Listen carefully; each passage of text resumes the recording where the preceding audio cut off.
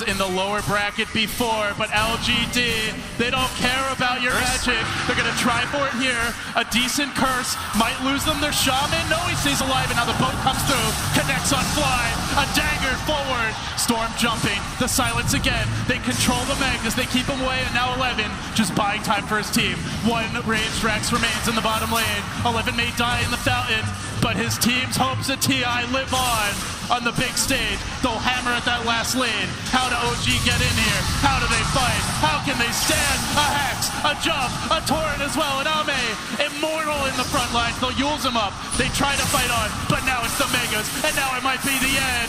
The dream dying here. OG overrun. Ana about to be pulled back in. He tries to fight. Creeps hitting the tier 4s now. LGD, they'll let OG live to fight one more day. One last push. Victoria backing away now, applauding his sacrifice. Good luck, Victoria. We wish you all the best. Victoria's gonna farm some creeps before dying. No, space, Lumi. On a little bit. Space. So much space. LGD storm back up to 26 plus zone charges after dying at 34, 35. All right, let's talk about Mega Creep defense. OG not GGing out just yet. They have Empower. They have Juggernaut. Queen of Pain, 25 already as well. These some decent heroes against big creeps. But LGD is going to just wait for the next Roche, next Aegis. Oh, hold on. OG going to take that away. If they could get the Aegis. You say take away. They're going to try. They thought about it. LGD have a double damage rune packed in the cannon of maybe to go with the Linked Sphere he just picked up. So if he BKBs here, there's only an Omni Slash and RP, I guess. Perhaps a Winter Wyvern ult to even break that Lincoln. So yeah, sure you can RP him, but the question is, can you kill him? And oh, by the way, there's a Sven. Butterfly was completed. MKB en route, and now a jump in. Commitment from Maybe finds another. And now Ana tries to respond. He jumps in. The team wants to set up on this. This is a dangerous play. Not sure about this from OG. They got to get out. Fly in position. He has the Winter's Curse, but already. Okay. Sven actually dropping pretty low here. Good volley of nukes. S4. Do they commit for round 2? They forced out the BKB. They know the storm's not there. The base is being shoved in. The creeps are doing the work, relieving LGD of their watch for now. Still that Roche lingers. The wards are ready. LGD looking for the next Aegis, the next cheese. We keep our eyes on buyback as well through it all. They've got 3 to their names, only 1 for the Queen of Pain. On the OG side, they're about to be down quite a few lives, Lumi. LGD might be able to cinch the noose now.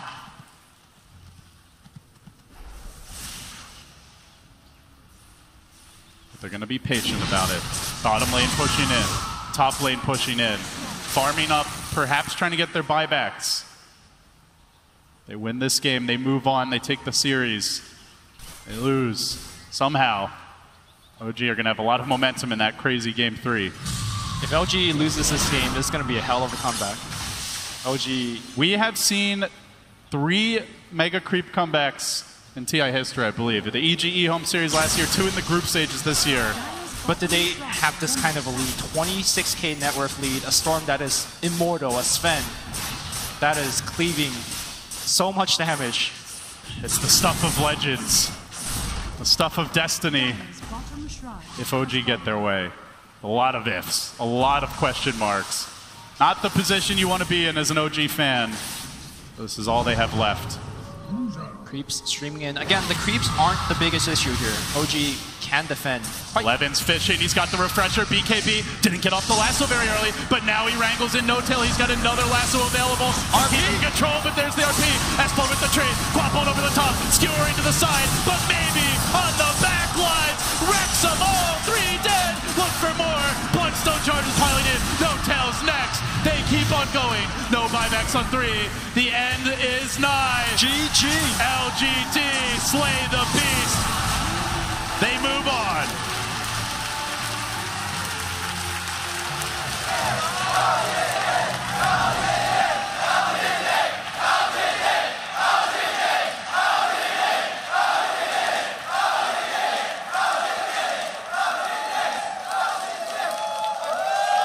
I know some on the panel said they weren't sure about LGD, felt like they might have been, you know, towards the bottom half of the teams that came to this tournament from China. Unpredictable drafting. Unpredictable drafting. No, they said predictable drafting. Maybe not the case.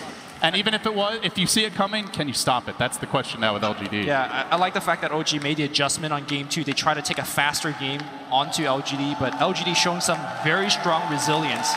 Shades of the old LGD where they lose the lanes and just come back and win the mid game through some amazing team fights.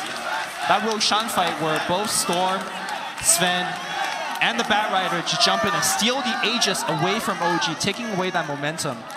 I think that was where the game really turned. This is a bitter pill to swallow for OG, for their fans, and with their exit goes one of our last remaining TI champions, S4. Out of the running, is anyone still there to carry the crown of a two-time TI champion? Faith, I believe it's just Faith from now. Newbie. He's just sitting in his hotel room. He's like, easy TI.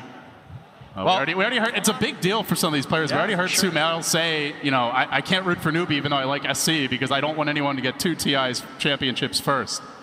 Well, still a lot more Dota left to be played before we get a TI champion. And it's a lot of determination, scrappy performance from this LGD team. Seem to be gaining steam here in the lower bracket as the tournament goes deeper. Yeah, I honestly thought that OG wouldn't be the team that make the deep run. I thought they would have come in and taken down LGD, but LGD just, both games, very few mistakes.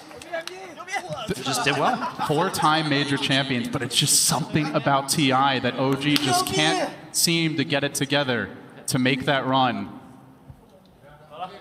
LGD, backslaps, handshakes, but kind of cool, calm, and collected overall. They don't seem to be overrun with emotion, and they do have quite the journey still in the lower bracket if they want to go deeper in this tournament. Yeah, no time to be celebrating right now for LGD. Still a long, long run. I think they feel confident that they could actually make a deep run. Would not surprise me if it's something like LGD in the grand finals.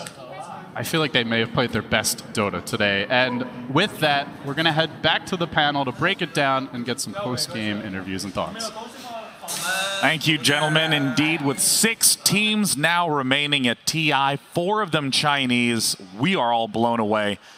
And of course, with this, there's a very interesting little factoid of all the bracket predictions that are out there, only one person has a bracket that isn't wrong. Only one in the world. There's one guy. That is the degree to which this is insane. That'd be cool if you got some sort of prize for that. He's actually being brought to TI8 with a VIP ticket. Oh. Well, I don't know if he knows that yet, but he is. That's what I was told, so congrats to you. One person. LGD, Bulba, you told me that last night you had a dream and you now understand the meta, and you were watching that game and you're like, I can see so clearly what the meta is now. Walk me through it. Well, the big thing is like these Chinese teams, like looking at that game, I see only one win condition for LGD. Or for OG, and it was the Jug to get farmed. But I think No-Tail actually played so well that game. I'm sure, somewhere in some dark part of the internet, people are probably flaming him, saying, why No-Tail didn't carry my game, guys? Why No-Tail did not carry OG?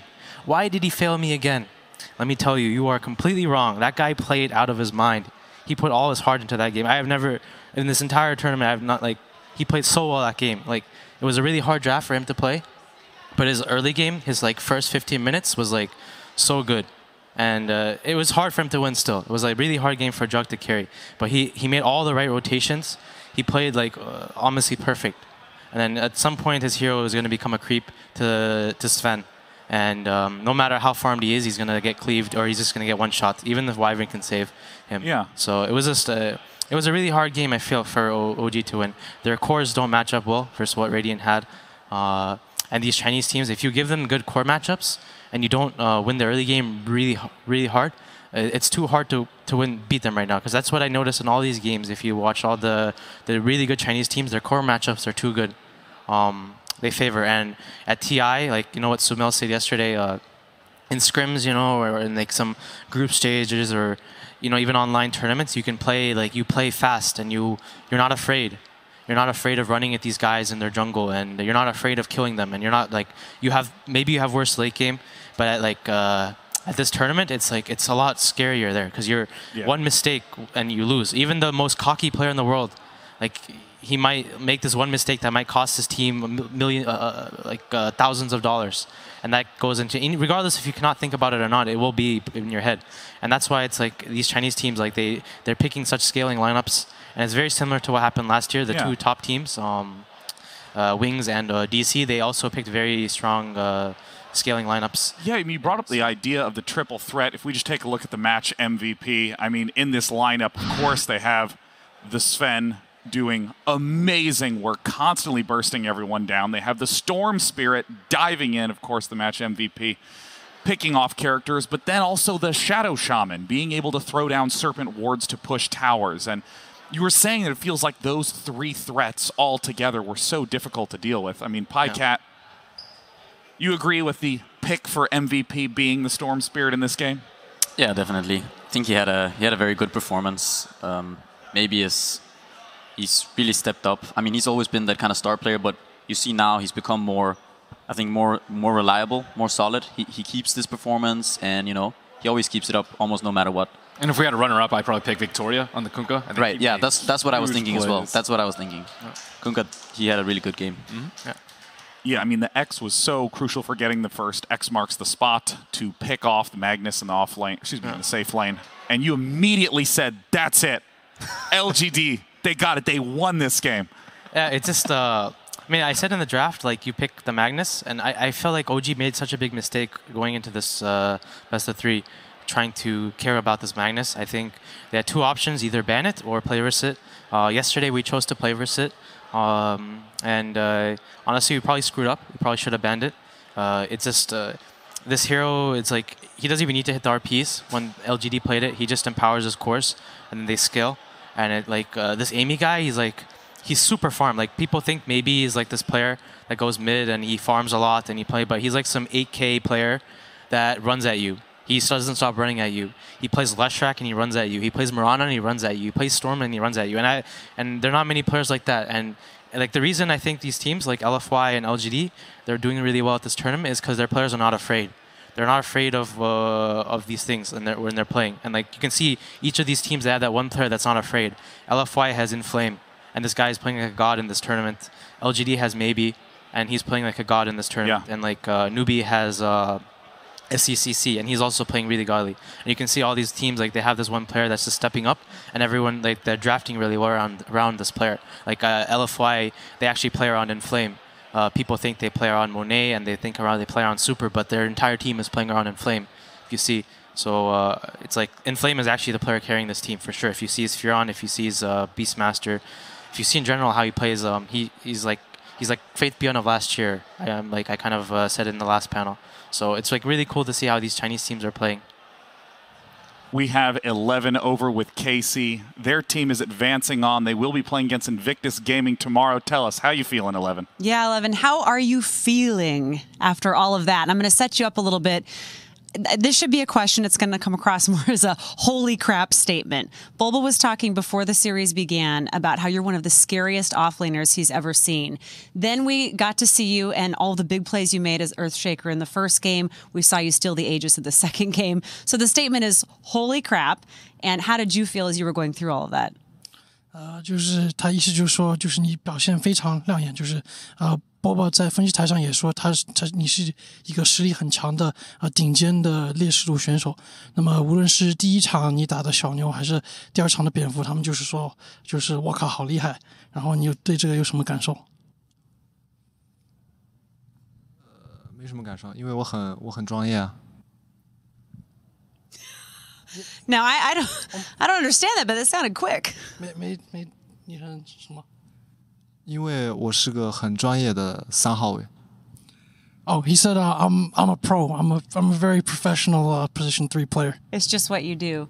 But did you feel any pressure as the game was going on? Because you're always playing at such a high level. We always see big plays from you.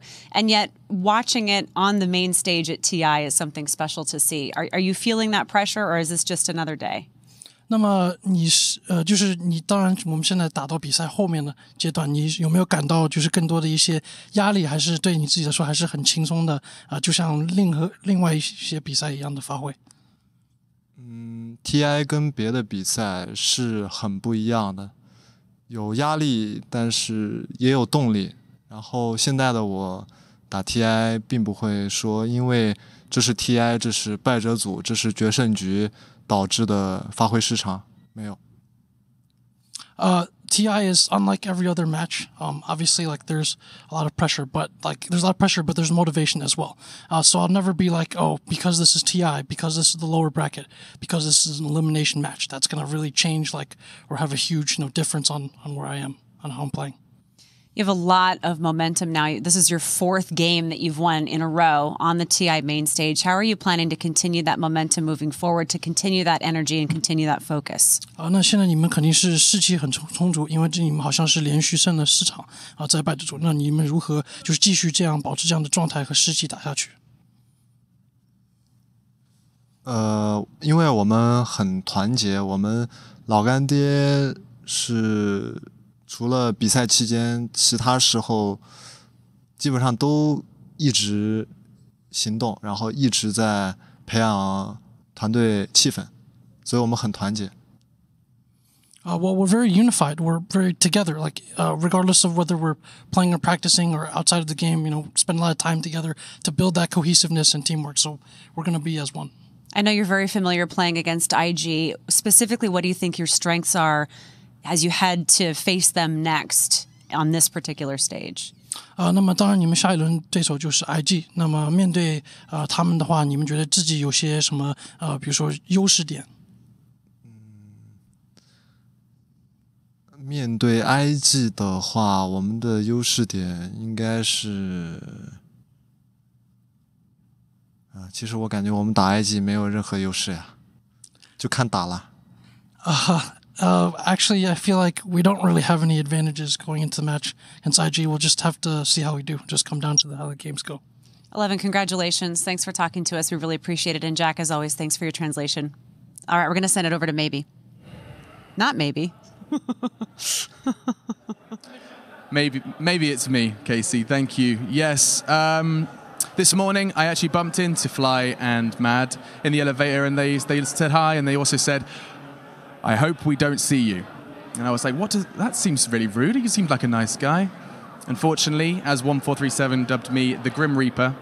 Now, Fly, it isn't fun. You said it to me just before we came in, but let's kind of walk through your TI. I mean, admittedly, a curse has been broken in one way.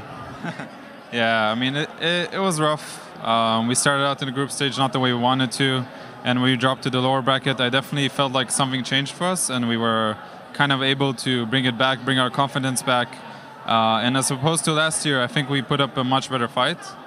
And I think that's what's important in the end, because at least this time, I'm sad we lost. It's gonna hurt me more later probably. Right now, I'm still kind of like in a weird state, but at least we went out fighting. We weren't afraid to try and do things, as opposed to last year where we just kind of died slowly. And this time we're like, at least we're going to try to do something. But we got outplayed in the end, and maybe we took a wrong approach to the game, but it doesn't really matter. Like, they were the better team this day. And it sucks, it sucks to lose. Everybody knows that. So just to clarify, you felt like you were you on that stage as opposed to, a shell of what you were capable of? I definitely think this is not our best.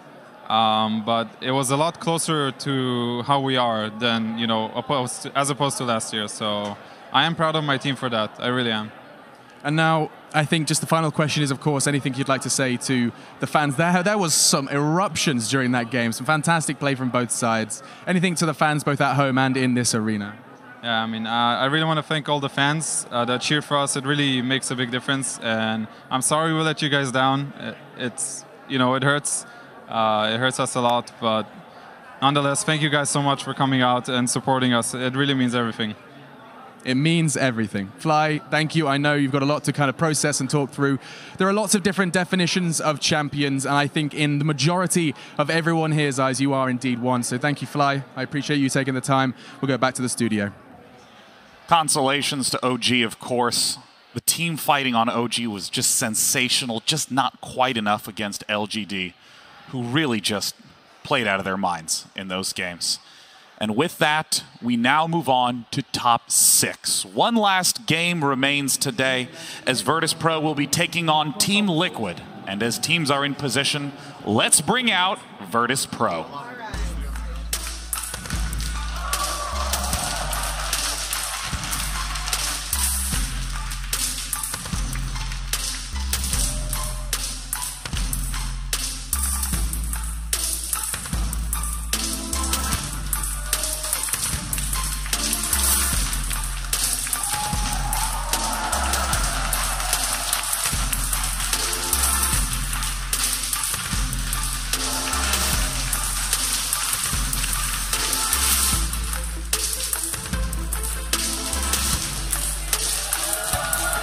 Known for their versatility in drafting, representing the CIS region, Virtus Pro. A big crowd favorite. The only non-Chinese team to make it to the top 4 of winners. They now must face the next team in lowers. Their opponents are Team.Liquid.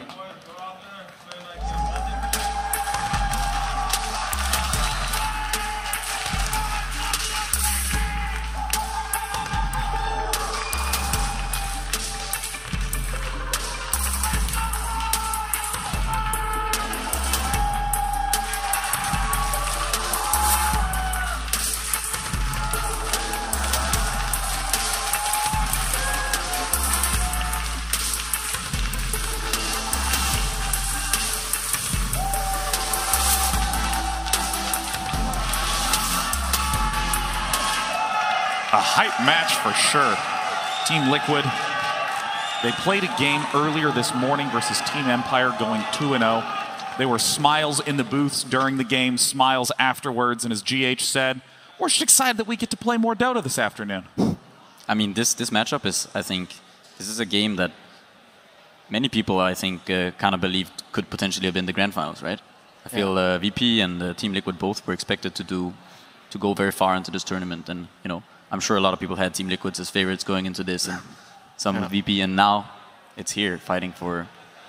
I'm chuckling because again, there's one person whose bracket hasn't been ruined yet. One person. Yeah, and I'm sure that guy just randomly put teams on there, or he's a genius. So. Next level. Yeah. Merlini, walk me through your thoughts on who you think has the edge in the VP-TL game.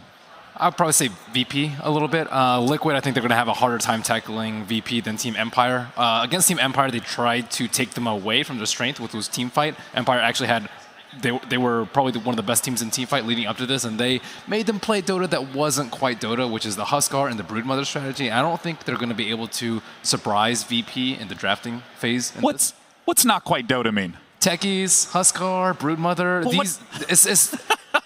When you're playing in these games, you just want things to be normal if you think you're better than the other team. Sure. Or you want to take away their greatest strength. Again, Empire's really good at teamfight. Liquid, they saw all of Empire's opponents actually fall to the teamfight because they thought they could best them in the teamfight aspect. But when it's Broodmother, the lanes get weird. When it's Huskar, you end the game really early. The matchups are also really strange. They just change the dynamic of the game completely. Do you think this is risky to do this? Because certainly I know that there's like this mantra of competitive players that if you think you're better, you want the game to go on longer. You want it to be closer to normal play so you can accumulate those edges over time. But we've seen Team.Liquid. I would say it's they're free wins sometimes versus teams when you can get away with a Huskar pick. Yeah. And Empire, they're a less experienced team, and less experienced teams crumble when you see things like Huskar and Broodmother because they require like a lot of lane swaps and very precise drafting and laning. So it's just way more difficult for a team like Empire to handle it. Whereas VP, I think they have so much experience. In terms of, you know, the sort of counter drafting or the counter play that you might want to see out of Virtus Pro against Team.Liquid, what are you hoping to see? Bulba, I'm looking right into your eyes. I want to hear your thoughts. I mean, I think there's two heroes you don't give Team.Liquid. That's Wisp and Coddle. 100% you don't give it to them because both these heroes enable their cores. This team has like really high skilled core players, like all three of them, Mind Control, Matumba, and Miracle. And you, Curl, the way he drafts for this team is to enable his cores. And if you look at a lot of the heroes they play, it's to enable their cores. And these heroes like enable a lot of these heroes like that they play well. And you know, Wisp enables all these like mid heroes that Miracle loves playing that are maybe weak in lane, like Ember Spirit. So but then you think they want to give them Shaker then? I think they should give them Shaker. If Liquid is first pick, I think you give them Shaker, and I think you ban Wisp Coddle. Because what Liquid will do if their first pick, they're going to ban a Night Stalker +1. Who are they playing? VP? Yeah, they're going to ban Night Stalker. VP loves Night Stalker. Liquid doesn't play NS.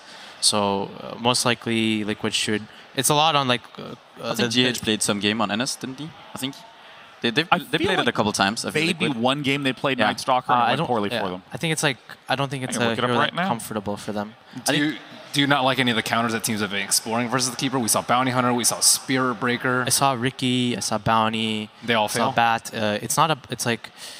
I mean, just the way he lanes them, it's just annoying. And he plays a really good Coddle because he abuses stacks and he abuses lane pressure.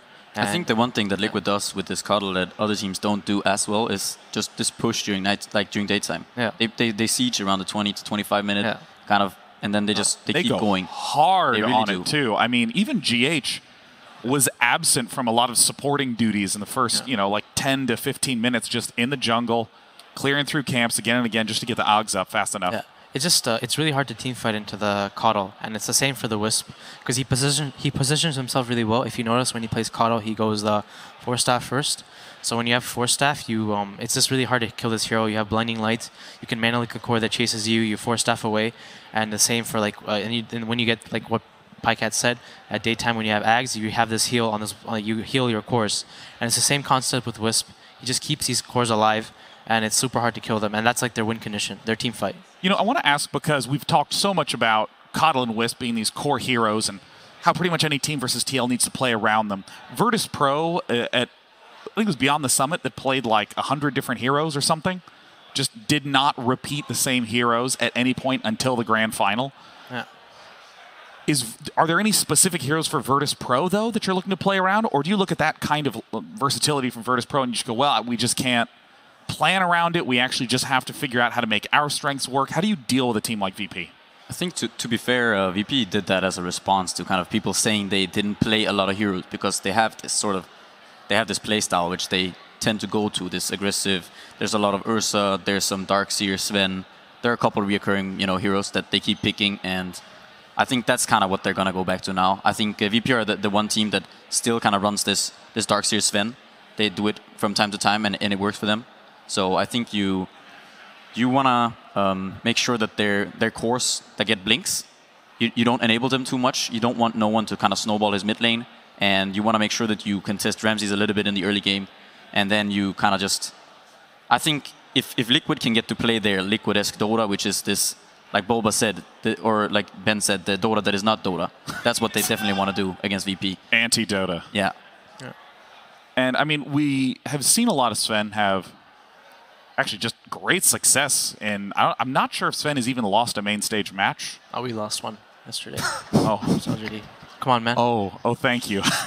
No, he's lost a few games here and there, but he's a hard hero to lose with, because when you play, like, Saul, you have to be the one that's aggressive versus Sven. No, that's not how you were describing Sven backstage. You're like, this he's overpowered, he's a nuke. He just touches you, you're dead. Yeah, he's actually really annoying to play versus, because not many carries have jumps, and this carry has a jump. And also, its Mask of Manus is really broken as an item. So, and he inherently builds it. And he just scales really well. He gives you kind of everything you need as a carry. And if you don't stop him from farming, you're basically on a timer versus hero. And I mean, you're also mentioning the Echo Saber as a huge item that you think is way too overlooked with Sven. That Mask of Manus Echo Saber just makes you I was burst looking too at hard. Some of the Sven games, and I just like this combo. It's like seems really strong. Originally, I thought you just go Mask and then go Blink BKB. But I see like Amy, he always goes the Echo Saber, and I saw Resolution, he also always goes the Echo Saber, because you accelerate your farm like a lot faster, and also like everything, you get the objectives faster with the Echo Saber, and you get the Roshan faster, you double hit the towers and stuff. So. Well, with that, game one is about to begin. The lobby is loaded. It's time for Virtus Pro versus Team.Liquid. Virtus Pro versus Team.Liquid. Game one. Damn. VP are not listening to you, Sam. Wait, why? They're just giving away the Coddle, man. Yeah. First pick Coddle. Seems like everyone always regrets this. Surprisingly, they didn't ban the AA. I think the reason why Keeper was so successful in the last series was that AA was banned out both times, but Virtus Pro haven't been favoring it too much, but it could be a counter versus the Mass Heal and the Necrophos. Oh, Beastmaster. They ran this the last game. It's a really strong lane. Beast goes PMS, and you just keep the waves constantly pushed in. And yeah, so they picked the Nyx versus the Coddle. Obviously, he's quite good versus Coddle mid game because it's hard to farm. But I think it's the same problem like these teams face. They pick this hero to stop the Coddle from farming, but he gets farmed regardless. And then you're the one like chasing around the Coddle. And then like what Ben and PJ said earlier as well, like then they pick these like annoying ass heroes, that are hard to deal with. You can say annoying ass heroes. It's all right. Sorry. Banning the annoying ass Broodmother, of course, Sven. Both Sven and Darkseer chucked out for Team Liquid. Sven, first ban, really does not want to let Ramses get on that hero. Yeah, so I wonder, now Liquid has first pick, so they're going to be able to see the core matchups and counter pick that VP pick. And this is where just like Liquid's draft is kind of open. Like they can pick anything because Beast Coddle is just hard to lane with as general as a carry. I don't really see. I mean, PJ, what carry do you think? Because you have CM, I think she's a really weak safe lane support now. Yeah, actually, I'm curious. What do you think about CM as a character? Because we've been seeing more and more of her as the tournament has gone on. I think CM has gained some popularity amongst the teams recently. I feel everyone thought that the hero would be pretty bad going into the tournament, but I think it's a reliable hero. Like you know you're gonna have that aura. You know it's gonna enable a lot of your heroes. This Nyx, he can go around, he can use a lot of his spells. Many of these mid heroes, they really benefit a lot from this aura. And it's also nice that you can kind of just walk around in the jungle and get yourself a lot of farm. So yeah, Maiden it usually, I think, becomes like one of these popular picks that people go back to because it's clear cut what you do with the hero. We see pretty much all the bans on Virtus Pro are, I also want to call them Team Liquid bans. So this, and less meta bans. VP, when their game versus LGD, they kind of did the same concept. They picked the CM and then the stun. They had Night Stalker the other game, and then they keep killing the Coddle lane. That's how I approached to playing versus Liquid's off-lane duel. The CM didn't really jungle. He just stayed in lane with like 3 clarities, and they kept killing the... It wasn't Coddle, it was like Lich, but I think that's their approach with the CM. I think they're going to keep trying to kill the duel lane. Do you think that Liquid are just going to stay dual lane, off lane? I think they will, because I mean the Coddle has no other really place. He always plays dual lane, and even if they die there, they're going to keep 3 heroes there. And then this is a really good core matchup, the Lycan versus the Veno. And I think this is both Ramses. They all actually play this hero. I think all of them. I've seen them all play this hero at one point. Like Pasha's played off lane. No one has played it mid, and Ramses has played a carry. Venomancer has a lot of flexibility of this what Lycan lane you assign him to. This is a really good Lycan pick. Liquid have a really strong vision game this game. They have good push and they have nice vision. And the Night Stalker is gone. One of the counters to Beastmaster and Coddle as well is that Night Stalker, but they took it out early on. Necrophos and Venomancer. I'm not a huge fan of VP's draft right now. I feel like both these heroes can't deal with the Lycan.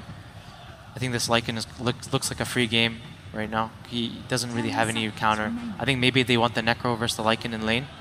But Lycan has really high regen because of his aura. And he's just going to keep farming. You know, Merlini, there was a lot of talk about how important this 4th pick is, this 4th and 5th pick. Team Liquid is going to get, or actually going to be forced to, close out their draft. And looking at what you're seeing from Virtus Pro, what do you feel like is missing from Team Liquid? What do you expect to see them be picking into? I think Kuro is going to pick himself. Oh, sorry, were you asking someone else? It's okay, you can go ahead.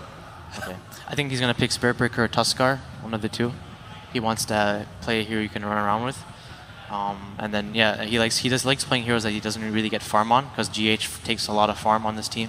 Do you think there's any other better cores that they can deal with the Lycan? You said they can't deal with the Lycan very well. You don't like Veno, you don't like Necrophos. I think like Sven and Bloodseeker are the common counters. Do you think there's anything else that's good that's left in the pool that they can pick? Maybe Chaos CK is decent. I'm not sure. That's like something PJ should know. I'm not sure. Like this hero kind of came in this tournament. We weren't really picking it that much, but as soon as I saw EG picking a lot, Liquid picked it a lot, and then like IG picks it. So I'm not entirely sure like what owns this hero, how he plays entirely. Yeah, I think in general these illusion-based heroes are pretty strong against Lycan. I think one hero that could potentially work for VP if they manage to kind of lane the Veno and Necrophos elsewhere, I think TB could be a good hero. It's really strong against both Beastmaster and Lycan because when you use Reflection, you get both the auras. Yeah. And also TB is one of those illusion heroes with a lot of armor, so he matches up really well against Lycan and Beast. True. They do have last pick, but let's see what Team Liquid goes for. His other hero. So he wanted himself on like a roaming 4, and this is going to be a Rubik 4. I'm not entirely sure about the hero this game, though. I like Nullfield here. Nullfield seems pretty good. Yeah, I mean, Rubik is really good versus the Nyx and the CM somewhat later on, but he's really good versus the Nyx if you can steal the stun. We emphasize a lot of like Sven and his armor, but they don't actually have that much physical damage on the side of Virtus Pro at all. VP has a really strong early game though. They're like laning stage into early game, and like early mid game is pretty strong. They're gonna have a lot of spells, and it might be tough because of Team Liquid. They rely kind of on their cooldowns, right? Like right now they don't want to keep constantly fighting. They want to dodge fights and they want to move on the map and kind of just farm, push lanes and farm, because they rely a lot on this Beastmaster's Roar, I think. And other than that, they only have Rubik 1 lift, so fighting for them is going to be a little bit difficult in the early game. Yeah. I really like the Necro pick, like thinking about it again. This was the same kind of idea that Secret had yesterday versus Liquid, or 2 days ago. It was you pick the Necro versus the Coddle, and then the Necro doesn't care about harass, you just keep healing off the creep wave. As Team Liquid closes out this draft, I mean, there's a lot of push on Team Liquid with the Death Prophet ultimate, Lycan and Beastmaster, and of course Coddle with the Ags in the day. I think what does Solo need now? Something. I wouldn't mind AA, dude. AA versus these heroes with no save seems. So you think it's a offlane Nyx then? I think they just need something like that. I feel like they need a tower hitter. Yeah. A tower hitter, and I think Viper is a pick. Viper against Lycan though is a little bit. He's a bit clunky. They have no stuns. I'm not sure what else though. Virtus Pro played a great Viper game yesterday. Maybe Dragon Knight.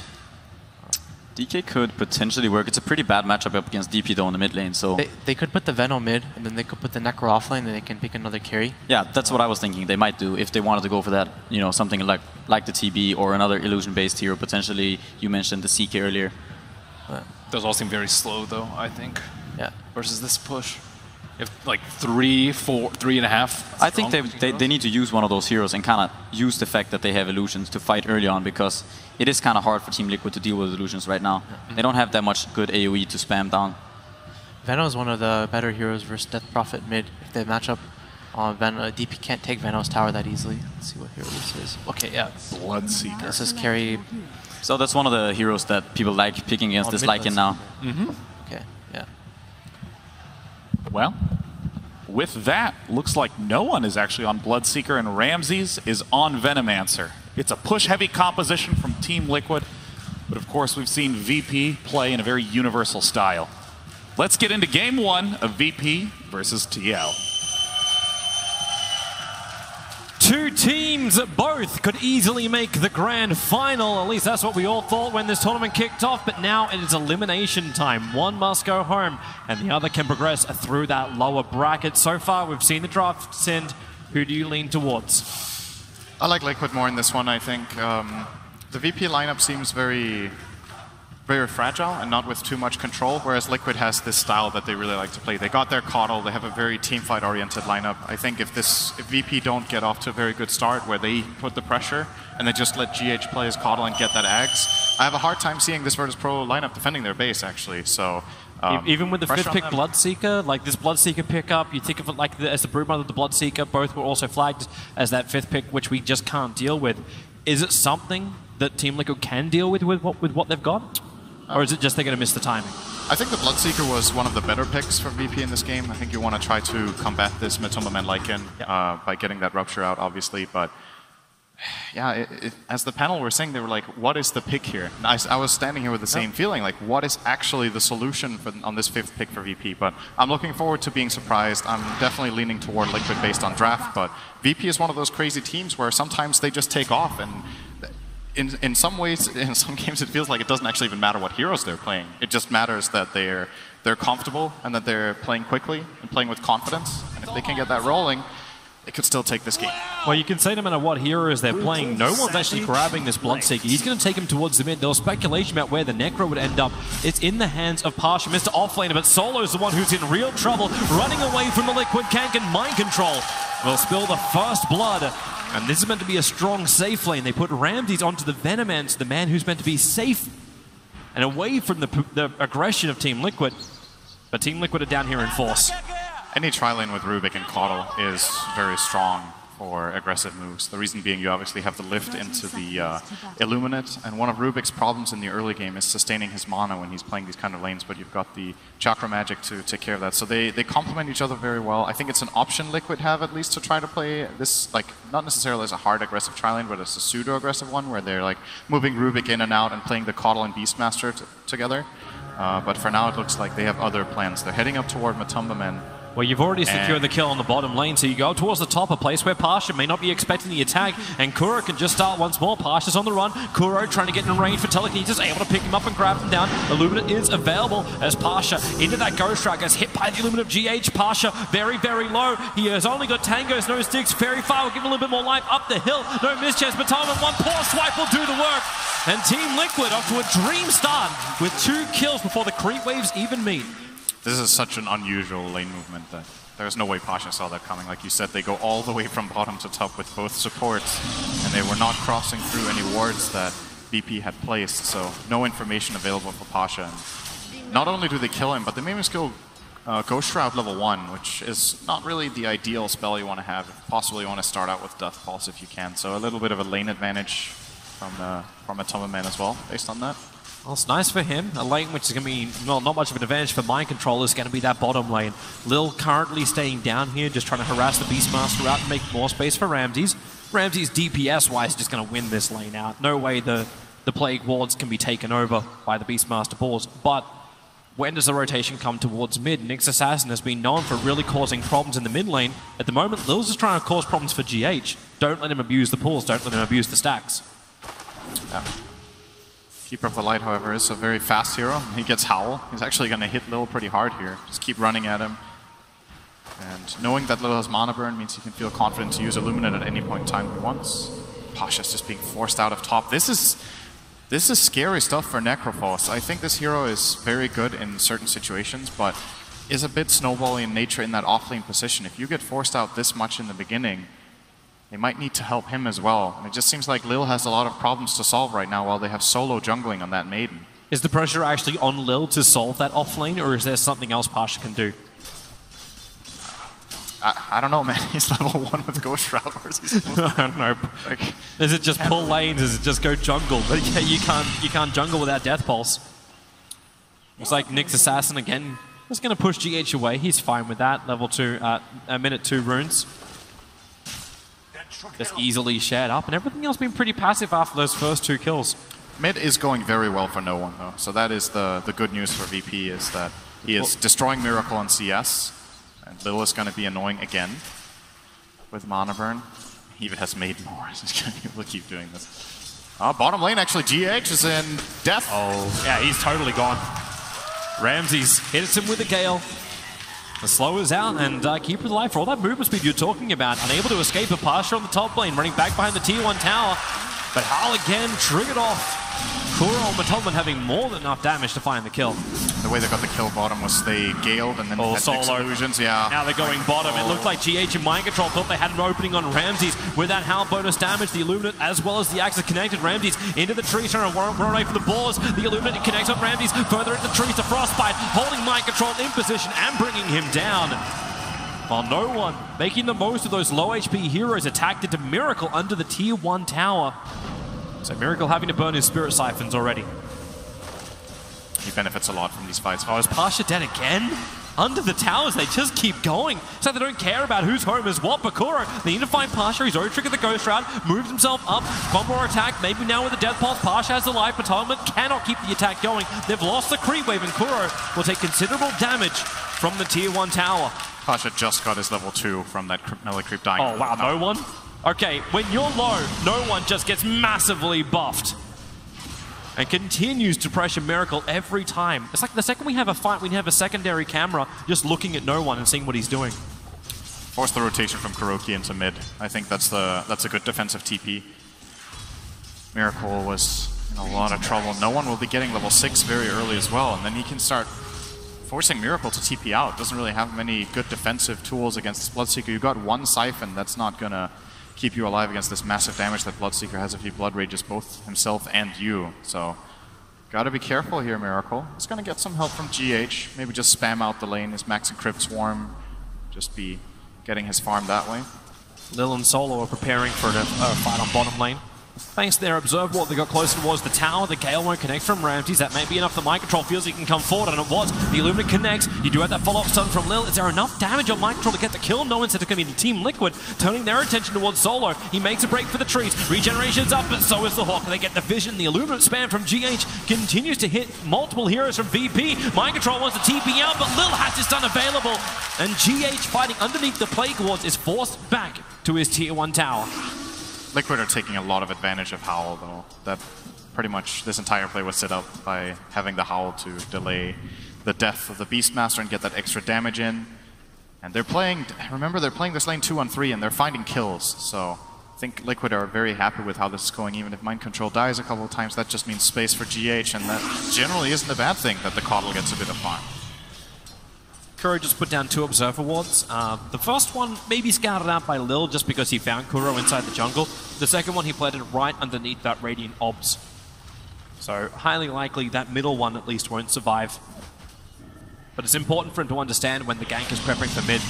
With Rupture up on no one, there's a lot of kill potential there. And Miracle, even pre-shrining just to make sure he's going to be okay. Here comes the move from BP. Let's see if they can find anything with this 2-hero smoke. Crossing in toward middle.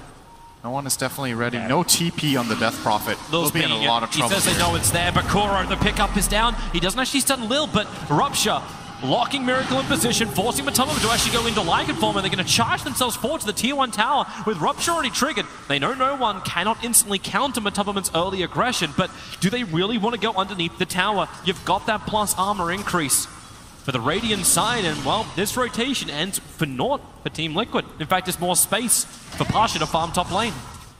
He's going to be very happy that this happened. He's having such a rough game, but finding some much needed space. This rotation from Matoma just flat out a waste of time. Maybe he, or actually he did repel them at least, so he made VP back off, but probably didn't have to use a shapeshift in that situation. So the ultimate will be on cooldown for more than a minute, and that gives Pasha the safety top to still stand here with 1/3 HP. Oh, that safety is gone. If Kuro, does he want to? Actually, they don't have the creep wave again. They can't kill him anyway. It's like Kuro's just waiting around the shrine, which hasn't been burnt yet, just to mess with him. And yep, there's Pasha. Shrines it up, and Kuro walks away. No one is so many creeps. And Miracle's getting mana burn. You know, this is so annoying. It's actually so annoying. Playing a mid-intel hero against Nyx, and Miracle has to go all the way back to base to refill his mana. GH is sticking around that bottom area and trying to get himself a game as it looks now. At level 5, we'll be starting to farm up some jungle probably fairly soon. Has a double stack on the top right, might triple that and then start getting that under control. I'm interested to see if he'll have the farm time. Ramsey's having this early Blightstone, a mass amount of Plague Wards, continuously pressuring the bottom lane, is keeping GH's attention closer towards the lanes. Beastmaster's pretty good at dealing with this though. These boars do decent damage to the Plague Wards, and he has his own way of like taking care of the wave. So while Ramses is keeping them busy, look at these boars go to work. It's actually a pretty significant amount of damage. It's a lot more. Do they outrange the wards, or do they have the same range? Okay, the wards actually outrange them, so he can't just take them from a distance. There's a 600 range on the wards and 550 on the boars, so he can at least fight back, but Mind Control is easily holding his own here and getting good levels and farm in comparison to the Necrophos, who's still struggling quite a lot more. Yeah, it's really underestimated how much damage those boars do, and every single Plague Ward just goes towards the strength of Mind Control in the future. But you still are going to have the other issues. The top 2 net worths belong to Virtus.Pros. The Venomancer plus the Bloodseeker. Lycan slowly moving forward in his items. Is the Necro build actually going to be the biggest impact in the fight, or is this just the standard progression now for him? I like the Necro book. I think if you want to play it, I don't want to call it a timing push lineup, but it's very clear what Liquid's game plan is. Oh, and Necro book is great for that. Kuro's making the decision if he wants it or not. Mind Control is actually going to roar it so it stands exactly still. Let the ball finish the job. There was nothing on the Courier. But it's Courier for solo. Necro actually TPing over. They want to try and find the kill. Lil's rotated in from the east, but Mind Control, he backed up at the right time. So Lil's stun will not connect. That's a big man to do such fancy footwork. A nice sidestep here from MC. Had the ward in the area, of course, to see Lil moving in. So had the information he needed to to go for that, and it's another rotation from VP that doesn't really do too much. Now Solo has rotated top to He's got help. Matumba Man. Actually, no one's still actually farming the creep wave. Not initiating out. Here comes your TP from Nyx Assassin over towards the mid lane. Kuro still sitting behind the tower, waiting for that exact TP point. So Lil standing his ground against the Death Prophet with Spirit Siphon already burned his Spike Carapace, hides in the trees, doesn't have a way out of this. Miracle's not going to chase him in. Thanks to Ramses and Pasha's rotation, in fact, Team Liquid will back off from the Tier 1 tower. They got half a tower. I think he was hoping to get a bit more than that. If he got the Nyx kill, maybe they could have committed for the full thing, or at least forced the entirety of VP's remaining team to come in, but they defended with, I guess, a grand total of 4 heroes here, while Ramses is still farming the jungle, closing in, actually has the gold for Force Staff now. I'm just wondering, you know, we were talking about a VP going to go for this early aggression and bring it to Liquid and force them to fight. There's not too much happening from VP. It's a very quiet VP game so far, 10 minutes in, and it's just favoring Liquid right now, in my opinion. They're progressing their game plan so well. GH is level 7 minute 10:30. Mind Control level 7 too. This early push we were waiting for from Team Liquid, maybe that's what VP are just waiting for. This is the other side of the coin. Yeah, they're not getting aggressive themselves, they're not putting Liquid on the back foot. But critical items will start to arrive. 4 stars all round is what you're really looking at. The high movement speed from No One, the 4-star from Ramses, the 4-star from Pasha. It's like they're trying to outplay Team Liquid when the fights begin. The tricky thing against a team lineup like the one Liquid has is, are you going to get the fight? That's what we've seen from Liquid in the past when they have these heroes, is that they're actually just hitting your buildings and you have to go in, and they kind of decide if they want to fight you or not. They always have this option to more or less disengage with blinding light. They can recall heroes around the map and dodge you and split push. So while it is true that VP are getting these mobility items, I'm just not sure if it's gonna cut it here. Yeah. We're gonna have to wait and see when they try to put them to use. Ramses gets some information here. There's a TP from Maiden. Yeah, they're trying to defend against a fairly decent amount of push, but as you said, Matumba's still farming up top lane, working towards Necrobooks. Liquid won't really force a heavy push until they have a point of exorcism, which Miracle will be happy to expend. But more than likely that's after the Tier 1 tower's dropped. And like it has his Necrobook. So VP, they're on the move. Kuro's nearby. He won't break the smoke of Solo and Ramses. In fact, Solo putting down the Observer Ward. This is seen. Thanks to the Observer Ward, which is already down from Team Liquid, they see the they're already an Observer Ward being planted. So they can get rid of this nice and quick. But maybe they don't want to reveal it just yet. Ramses, he'll connect on the Gale. GH, decent amount of life being taken from him. It's only a level 1 Gale. It's more the Poison Sting doing the work, and the Rupture on Kuro just wants to get outside the Blood Right, able to do so. And Ramses into the fight. The Roar, however, controlling Lil. He gets ripped apart. The rest of Team Liquid rampaging forward. It's Ramses trying to survive. He doesn't have Nova. He does have his big ultimate, and he doesn't have a life. Miracle claiming a double kill and hunting for more. His dog senses. Sensing the Crystal Maiden back into the Tier 2 tower. Miracle's got the Spirit Siphon going to work. GH in the neighborhood. The Illumin's just taking care of the creep wave for the moment and the Tier 1 tower. But a terrific chain of events for Team Liquid. Starting to build some pretty significant advantage. Oh, GH, gotta be careful, man. He got rooted up by the Ancients. Nice one, no. Bit of a Poison Sting, but he will survive this. And VP try to make the most out of a bad situation here by rotating to top and seeing if they can do some structural damage here. Actually going to find Miracle. That's a huge situation. No one's got all the movement speed in the world. That's very difficult for a Death Prophet to repel. That's the nice synergy between Bloodseeker and Venno, is that even when Venno loses the fight and dies, he will still do a good amount of damage, and no one's just on a bit of cleanup duty. Run, Ramses, run. You just put down a Plague Ward and saw 4 players from Team Liquid approaching your bottom Tier 1 tower. Heavy information and doesn't lose his life. And the trade-off is the fact that no one can take the Tier 1 tower on top. Very close to finishing up the S and Y. It is his first major item. It looks like VP are going to continue the pressure here as well up top. They realize that this bottom tower they simply cannot defend. Ramses is trying to delay it a little bit, but at the end of the yeah, what are you going to do? Goes down, and okay, VP did not. Here's the TP. Pasha's TPing in. Maybe they feel they can do this. You can 4-staff into the Nova. But Team Liquid are backing up. They're also uncertain if, like, with this presence of Ramses, they don't know exactly if Virtus Pro are properly committing to it. Lil has disappeared. He's gone actually out under the cover of Vendetta, but underneath the Observer and Sentry Ward, the vision of Team Liquid. And he sits there on the sentry ward, almost out of range. The dust, it'll connect with the Spirit Siphon. Raw reflected by the Spike Carapace, but there's more than enough damage from both Crypt Swarm and Illuminate to find the kill on the Nyx. And again, Matumberman finding the Crystal Maiden. This is not a happy day to be a slow hero against a dog that speed. And Pasha knows it too.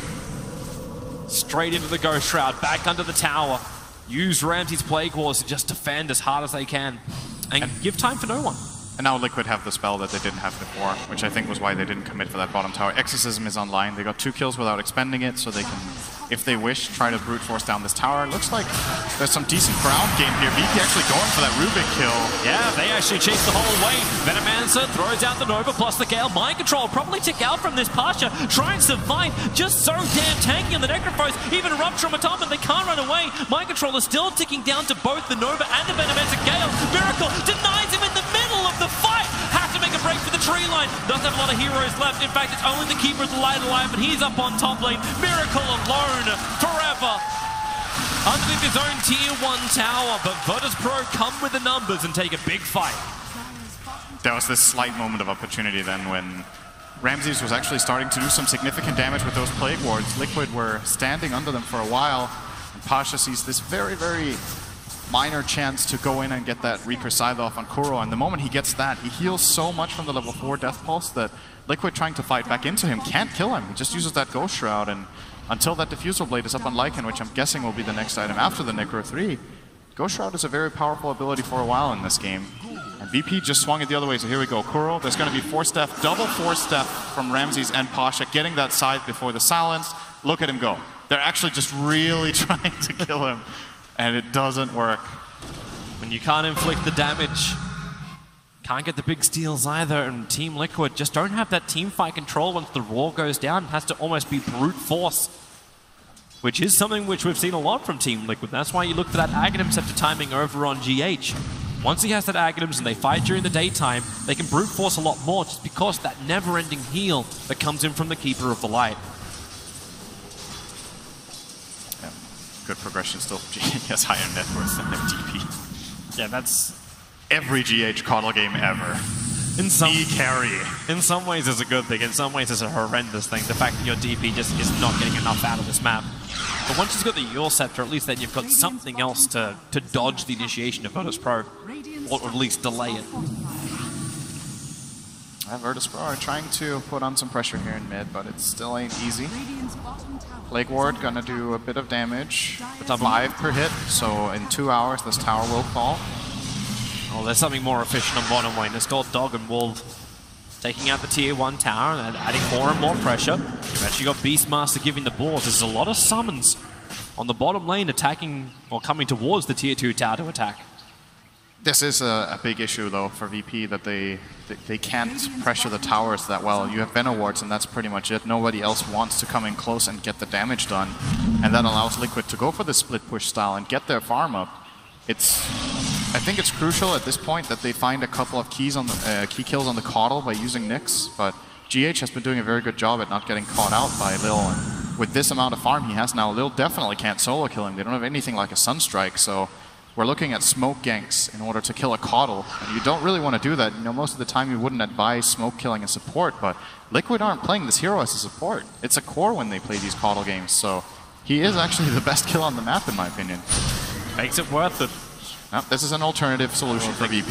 They're jumping in towards Roshan. It's because they got the early Solar Crest onto Ramses. It becomes a lot more of an option. And pushing Team Liquid to fight underneath the Plague Wards of the Venomancer. But the tier 1 tower is still up. Is this really doable for Virtus.pro? No. Or are they just trying to bait Liquid into a fight? Liquid are dodging them as much as they can. The gold still looks good for VP.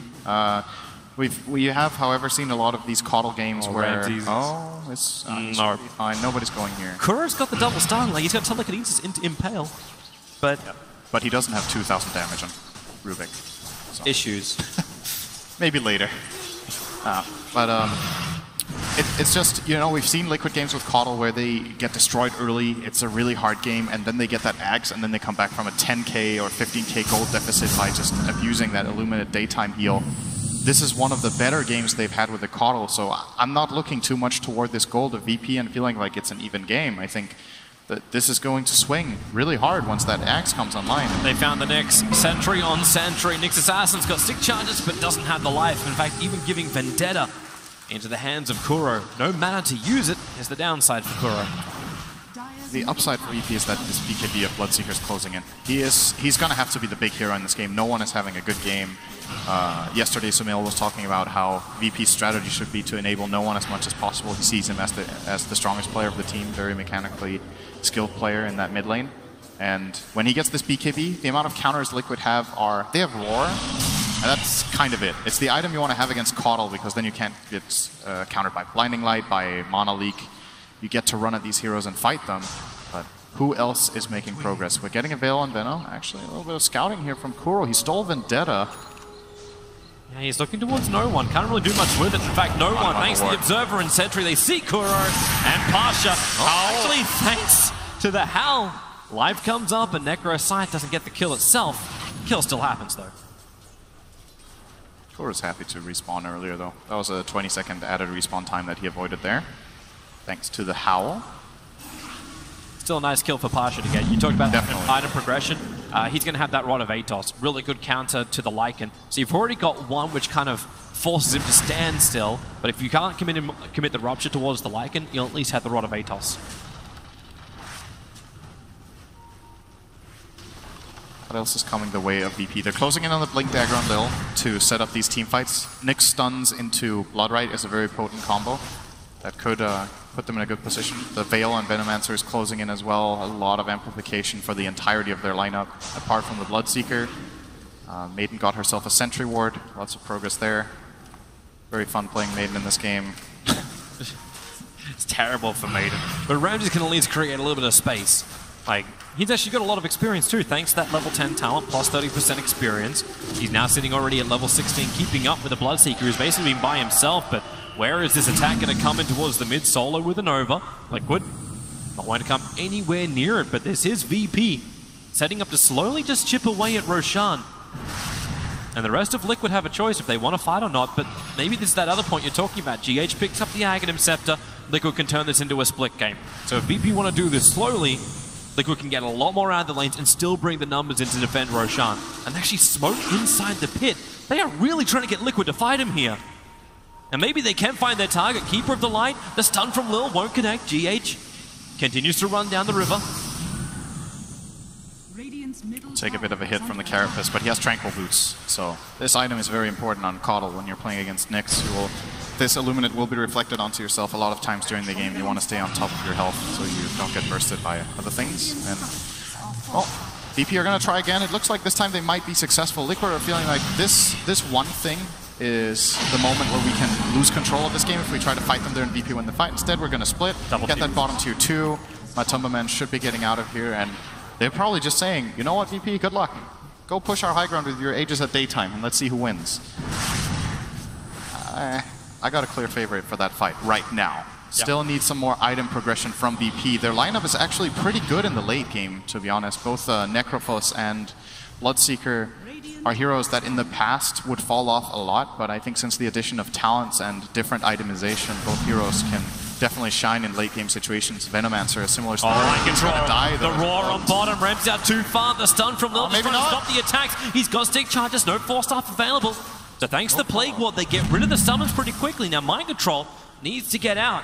Able to do so thanks to the fact he's picked up a Blink Dagger. Yep, close call, but not enough in the tank to get that kill on Ramses. He will back off, and looks like he has his Veil completed in 5 gold. So, wonder what VP are thinking with this Aegis. Like, it's gonna be night, it's gonna be daytime in 30 seconds. Will make pushing very difficult. Are they still gonna try it, or just try to farm up the map and look for pickoffs with their Nyx? That's the downside for them. There is no one who can really follow that Nyx around and look for the skirmishes together with him. No like Life Stealer they could infest or something like that. No global abilities to help him out either. No Invoker Sunstrikes or anything along those lines. But Team Liquid, well, I suppose it makes the team fights a little bit more obvious.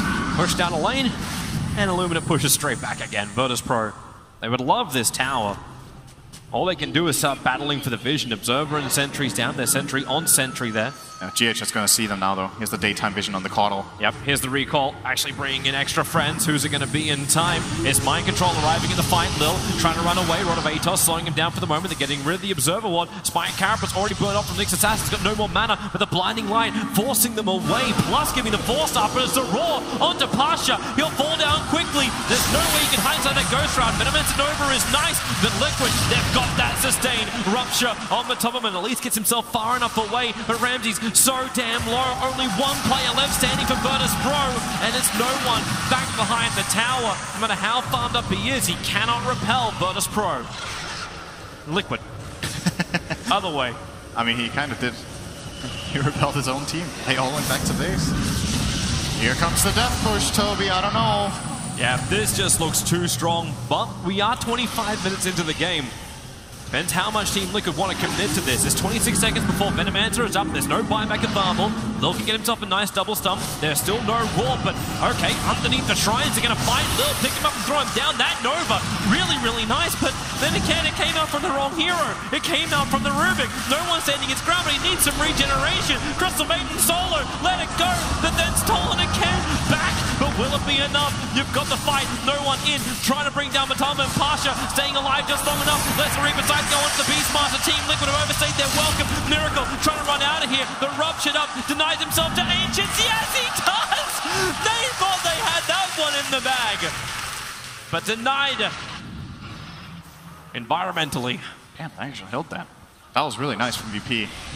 They used the BKB and the Aegis of No One before the team really were connecting, but he bought enough time and put enough pressure that Venomancer got off a couple Plague Wards. The nice setup from Lil as well in the base. Carapace into 2-hero stun on the Caudle, plus I think it was maybe the Rubik. I don't remember who he hit, but he definitely got 2 of them.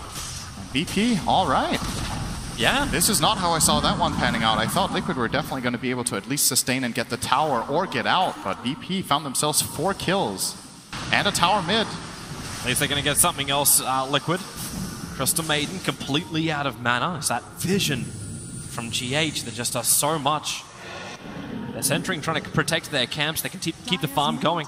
Now getting rid of the sentry ward. Lord coming in closer. GH with that Gem of True Sight. He does see everything. Now push the Crystal Maiden in close, and Solo will die for the Battle of Vision. And it's go time again. Liquid are not going to stop after that, being repelled that first time. They feel like we have another minute and 20 seconds of this daytime. Want to use it as much as they can, see if they can get the tower at the very least, maybe even the barracks. Well, no Aegis the Immortal this time. Nope. You do have the Exorcism now coming off cooldown. It's a decent creep wave pushing in through the bottom, so at least Virtus.Pro will have that going for them. But they need to hold their tier 3 tower, a tight defense, and they should jump forward. Lil missing a summon from Tomerman as well as Miracle. Plague Ward's even someone from Kuro. This is going to make a big wall for Team Liquid just to force into the Virtus.Pro base.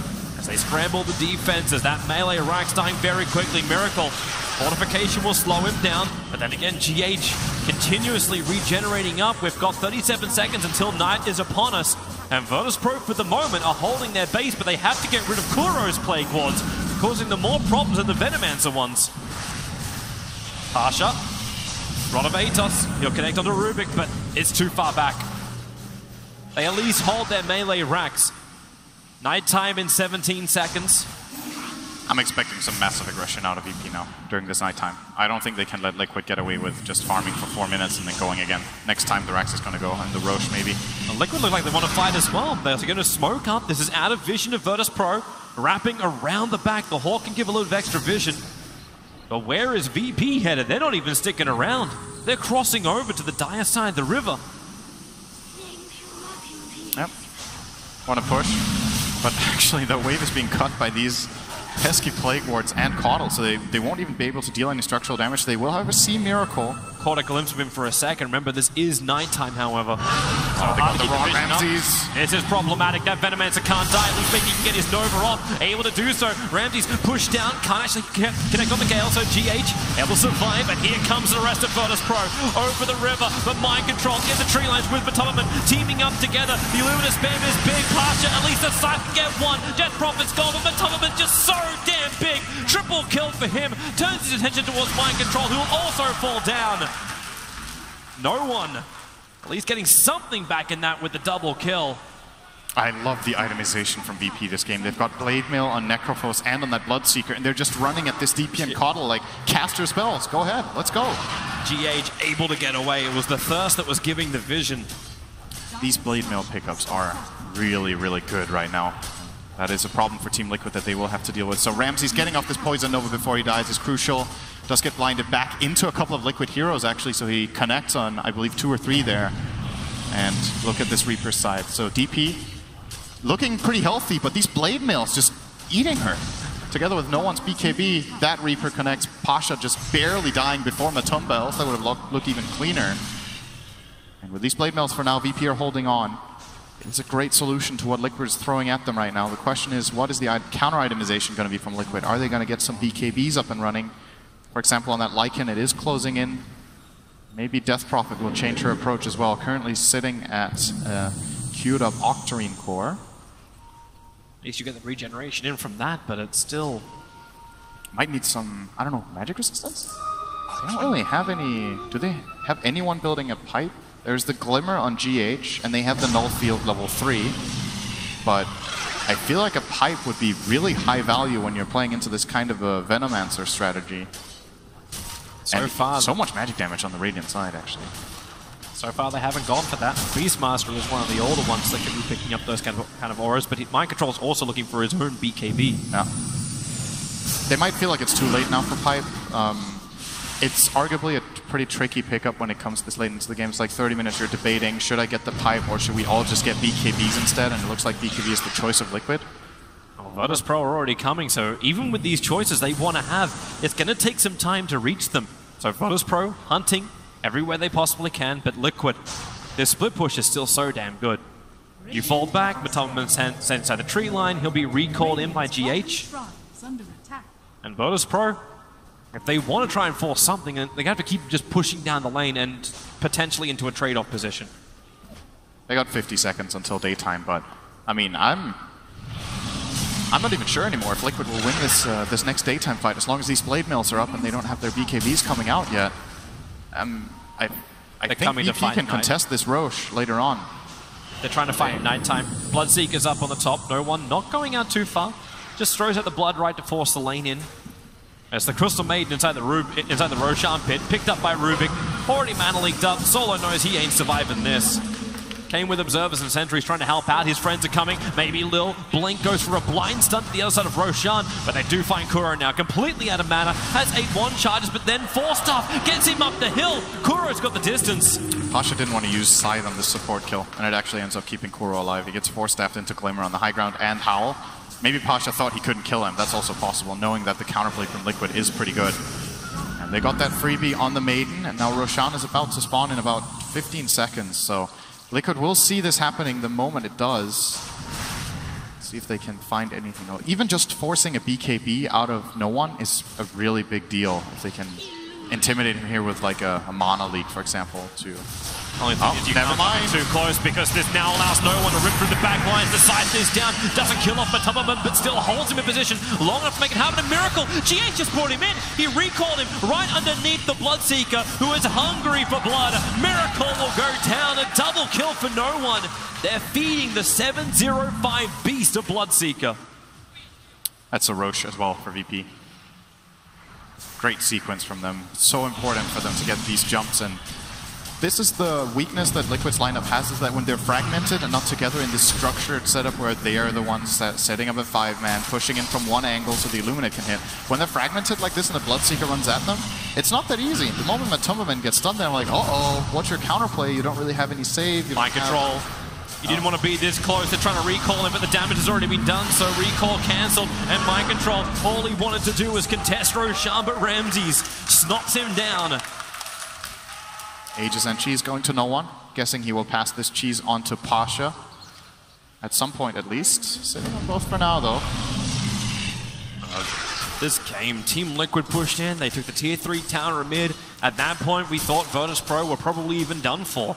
a huge defense, and everything since that moment has swung around the other way. Both teams are still getting objectives, but if you look at the graph with the green as well as the orange dots, is a lot more tilted towards the VP side now. It's just we've seen this game from Liquid so many times over the last couple of months, and this just looked like the textbook win.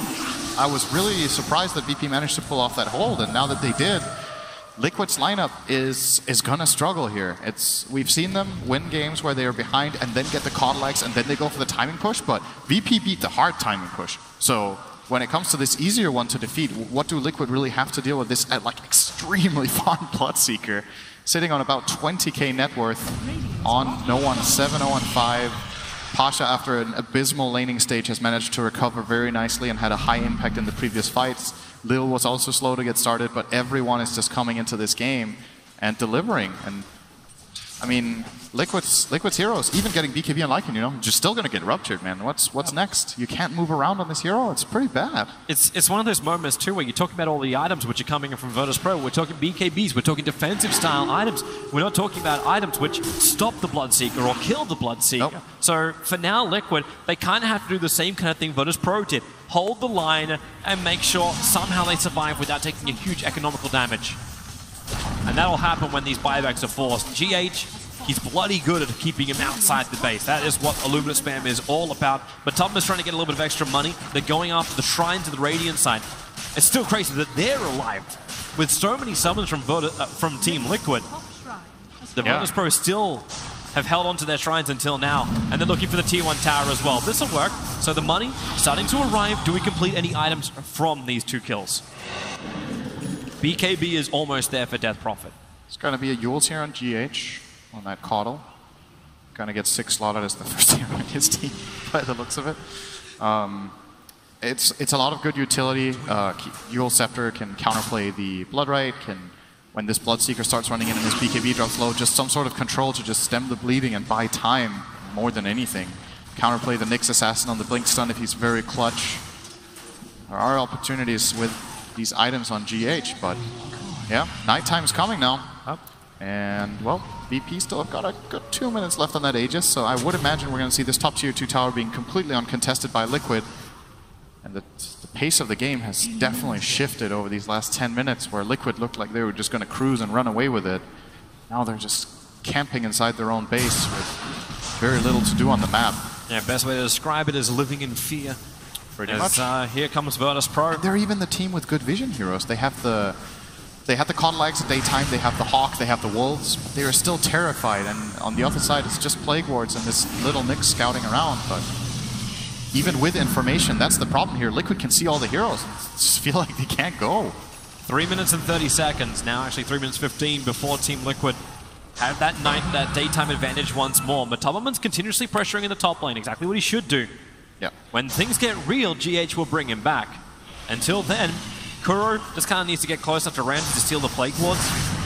So at least they can try and build up a defense, because with Crypt Swarm and Illuminate, the Creep Waves can't stay alive long enough for Virtus Pro to actually do damage to the Tier 3 towers. Do they want to get a pipe just for that, maybe? Oh no. That doesn't look like it. But Tubman's out. Didn't find him. No. He's gone. Back to base. In fact, everyone has. Pasha's gone to the top lane. Looks like he's building in for a Lotus Orb. Yeah, Reflect the Roar. Reflect Monolith, that's pretty annoying. Spirit Siphon. Bloodseeker's actually going to be dropping his Blade Guard eventually. He's looking towards the Skadi as his next primary item. Yeah, no one is fat. He has so much farm. 22k worth of net worth, and the closest to him is the 16,000, the Venomancer. Yeah, this is even, he didn't even go Midas on the Bloodseeker, right? It's just kills and good farm across the map, I think. He's 705 with 353 CS in 38 minutes. Yeah, it's been a good day at the office for no one. I wonder what talent he's going to get on 25. If you're struggling to push high ground like this and the opponents are zoning you off, you could argue that the Bloodright cooldown talent is really good. But 30% lifesteal is also really, really nice when you're hitting this hard. It seems like a security thing to have that. Like, if he's going to go for the Skadi, if he's going for that high amount of life and he's got the slow, like, stacking lifesteal on top of that seems like a wise maneuver. I'm interested to see what he chooses. I think both options have their merits in this game. Just going to shove this out. when you look at this game, isn't it surprising to you that nobody bought a pipe on either side? This is like a really... It's you're I guess for both VP, of the normal items. Like there's no pipe and there's not even a mech. No. You could look towards greaves. I thought maybe that was the other way Team Liquid could try and counter the heavy amount of damage early on to stop the Bloodseeker from getting buffed up so much thanks to Thirst. Yeah. But they're just relying purely on GH's heals to do that. And he's even going for a BKB himself. He's not actually going for a greaves of his own. And now that the Aegis has gone, VP are like, now we push. Because now we don't have the Aegis anymore. Now Bloodseeker actually has a useful item in his inventory as opposed to the Aegis the Immortal. They've been struggling to set up this push. They're still being countered quite well by this split push from Liquid. Could maybe see the Boots of Travel come out on another hero than Pasha as well. Or maybe he gets BOT2s and then they just try to connect him with the Nyx. Go for blowing up someone. Scouting out here at the bottom. It's just a Hawk flying over his head. The Dire is scanning Matumban as well as Mind Controller, wondering if somebody is here. Day is coming up soon. This is a pretty good timing for Liquid to look for an opportunity. But Lil blinks out. Yeah, quick blink. Was just scouting out for the rune. It was a haste rune on the bottom. Haste goes to the Coddle. You barely tell the difference in his movement speed. The fact that was also the 38-minute rune that spawned down there. Now there's an Arcane rune that will spawn in its place. And an Illusion rune top. 40 minutes, 2 runes are now spawning. Action time. Team with the map control. This change, I think, is one of the big contributing factors to the average game time being reduced as much as it has. When you reach this 40-minute mark, the team that generally is controlling the map, this extra rune every 2 minutes makes a big difference. You can go for pushes with extra Illusion runes or DDs, and you can easily get the Roche or just get information. This is the big thing, though, for Miracle. It's the fact that it's the Death Prophet. So Arcane Rune is so important for her. Yeah, that's big. The Exorcism lowered cooldown is the critical thing. You can push, you can take a fight, then you can potentially push again before Virtus Pro be ready to defend. But is Team Liquid really going to do this? Last time they tried to force a high ground was early in the tournament when they had someone like a Bristleback to be their front liner. You don't seem to really have that this time from Team Liquid. Instead, you have Lycan to do that job. And still, failed the stun. Spy Carapace is still out, wants to get away, trying to Burrow Strike himself down. He's trying to go Lurker style, but that Aghanim Scepter just goes down. He spent the money on the Aghanim Scepter. That is really bad news. If he sat on the high ground in this pile of dirt, then Liquid could have never really pushed, but this is a 40-second window at daytime. Yep. That's exactly what Virtus Pro wanted. The Arcane Rune might have worn off, but Exorcism, available for Miracle, he'll end up committing it. Blood Right makes it very difficult to push high ground. Not to mention the Plague Ward wall is starting to come up too. An Illuminate spam from GH. Sustain is there. They're chipping the tier 3 tower. These Necro books. No one got his 25. They don't have enough damage just yet. Even with a 4-staff into the Gale on Miracle, he doesn't want to stay that close. A lot of ATOS on the GH, but it's not going to matter. It's 5-second Blood's Right cooldown, man. How are Liquid going to push the base now? Maybe this game never ends. Who knows? Maybe this is going to... We push you, you push us. Well, Nobody can high ground. Lucky enough to have that 140-minute game with Fogged during the qualifiers. Hey, maybe we can top that. 42 minutes in. You know that the high ground defense from both sides is wonderful. The only other way around it is then one. Fight outside the base, get a pick off. Might want to be looking to split. You want to push 2 lanes at once, but that's not really what Liquid's lineup is the best at. Lycan is pretty good for it, but you want the double stun. He caught out Kuro as well as Mind Control, and Rupture on the back lines finding Keeper of the Light. So Kura's being dealt with for the moment by the borrowed up Lil, but the rest of the fight's on top of Matumban, chasing after no one. He has the Blade Mail up, Matumban doing some damage, but also now it's Ramses with the Nova out. Miracle trying to stand his ground. He doesn't have the Exorcism. They don't have physical damage from him, but Matumban may just be enough. Ramses burns the cheese. They have the life. The Blinding Light makes it difficult to get any more damage out as Miracle has somehow managed to get not only a double kill, but winning this fight so far in favor of Team Liquid. Venomancer has nowhere to go. He'll go down. There's no buyback. A 3-man stun for a TP out from Lil. He'll be successful. But now he's the only man to defend this Team Liquid push. And Liquid are going to heal themselves up fully here as well. They still have a 1-minute timer until night, so plenty of Illuminates to come from GH. And this is buyback territory.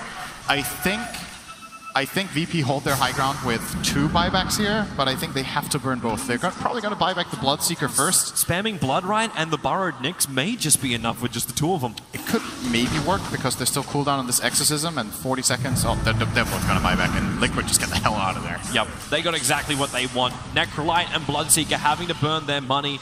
They bring the net worth closer together. And they actually hold the gold advantage for the moment. Crucial in that fight that they get the roar on the Bloodseeker next to Lycan. You're going to see, oh, actually this is the tail end of it, but Matumbaman was able to be useful. They got the roar on the Bloodseeker. Even if he's ruptured, he's just standing there mauling into this Bloodseeker. Eventually brings him down. Gets very low in the process, but still survives until the end when I do believe he did die here, right? Eventually. Matumba's dead in my game. I don't know. Did he die to Poison Nova? I guess so. He died to Lil. Yeah. Oh, he died to Lil. Okay. Lil, by the way, finding mind control, missing his stun. Hasted Beastmaster, not too easy to hit there, and Lil couldn't have killed him anyway. But big move for Liquid. They got that out of their daytime. Did not get a tower, but forced 2 core buybacks. And if they can get another fight like that where they roar up no one and bring him down, that could spell the end of Virtus Pro. So VP needs to be careful. Maybe get themselves a Lincoln Sphere against that. That'll work. Miracle just got one. Yeah, but he's on the other team. So yeah. That doesn't really help. Wrong side. VP looking for the kill. Illuminate spam down the middle as well as a second wave. Kuro gets a ward out. Both teams having They're so close. Lil jumps in. He's going to get the stun over on Miracle. Blinding light from GH. Going to create a little bit more space. Miracle. BKBs as well. That was his 9-second BKB. Really not wanting to die. I got scared there. No one's going to clear up bottom. That was the Necro Book and Ultimate used from Matumbaman trying to split push, but no one is going to wave clear like an absolute boss with this low cooldown. No problem whatsoever. That out. Now the question is, who finds the next opening? There's no dead heroes on the map. Nyx is in Vendetta again with a gem. He can find just anyone. That will be an Aegis for VP. They need this Aegis, I think. If this Aegis goes to Liquid, it's going to get very scary at the upcoming daytime. So Virtus Pro will be trying their best to control the Roshan area. Don't seem to have the confidence to really start doing it, though. Want to push out the waves further. If there was a double damage for no one, then maybe they would believe in this a lot more. But the top lane continues to be pressured in. The Beastmaster is there. Lil's going to find him, or I suppose it's the other way around. Both of the gem carriers see each other and run away. Miracle, Invis rune top, so 2 relatively bad runes at this time for what is happening. You would like double damage if you're VP, and if you're Liquid, maybe you would have liked the Invis to be on the bottom side. These illusions of DPR, that's nice, but doesn't really change anything right now. The Invis rune gonna go to Kuro, might be able to use it to get a ward out at the very least. Something. VP have to defend this constant lane shove out of Liquid, all of these summons, and yeah, for the moment, these DP illusions are adding a little bit insult to injury. They really just want the kills. They don't want to be doing this. Right now it's PvE for Virtus Pro, because every time they arrive looking for a hero, all that's left is the creeps. And nothing's going to stop this. Damn, this Blood Rite is sick, man. I can't get over this. This spell has 5-second cooldown? Really? No. Really, Icefrog? Balance in all things, Synderen. Yeah, I guess so. There's a lot of good 25 talents in the game. There's other things where you go like, what? Oh, here comes the Roche attempt for Liquid. They've successfully pushed out the waves very nicely, and this is a fast kill. Burning Exorcism as well. Exorcism, Solar Crest. And there's nothing to really defend it. Mind Control's watching for it. There's no vision from Virtus Pro around the pit. So if VP are going to defend, they're going to have to do it from their own high ground. And Liquid very quickly smoke. It's like they want that movement speed to get into the base. Still called buyback on cooldown for both Bloodseeker and Necro for 4 minutes. A big window for Liquid if they can get one of them down. Did we mention the BKB on Coddle? We mentioned it was being bought, not the fact it was done and it's already halfway to his Octarine. I wonder what the win rate is of this item on this hero. So it gets picked at like oh, you don't do 2 points in decimals. 0.001% of games maybe? And Coddle in competitive? Like, I don't even know if I've seen this before. GH is really, really farmed. I wonder... I mean, you want to get this item against Nyx Assassin, but at the same time, he's been doing a very good job at staying alive. He's 4-1 and 17, so could have alternatively gone for a secondary Lincolns for his team, a Scythe of Vice, you know, something along those lines. Even an Octarine core that we've seen GH build in the past on his Coddle to just spam out even further. But he deems the BKB more important here. It's interesting to see. It's a very uncommon item on this hero. They give Miracle the Arcane Rune again.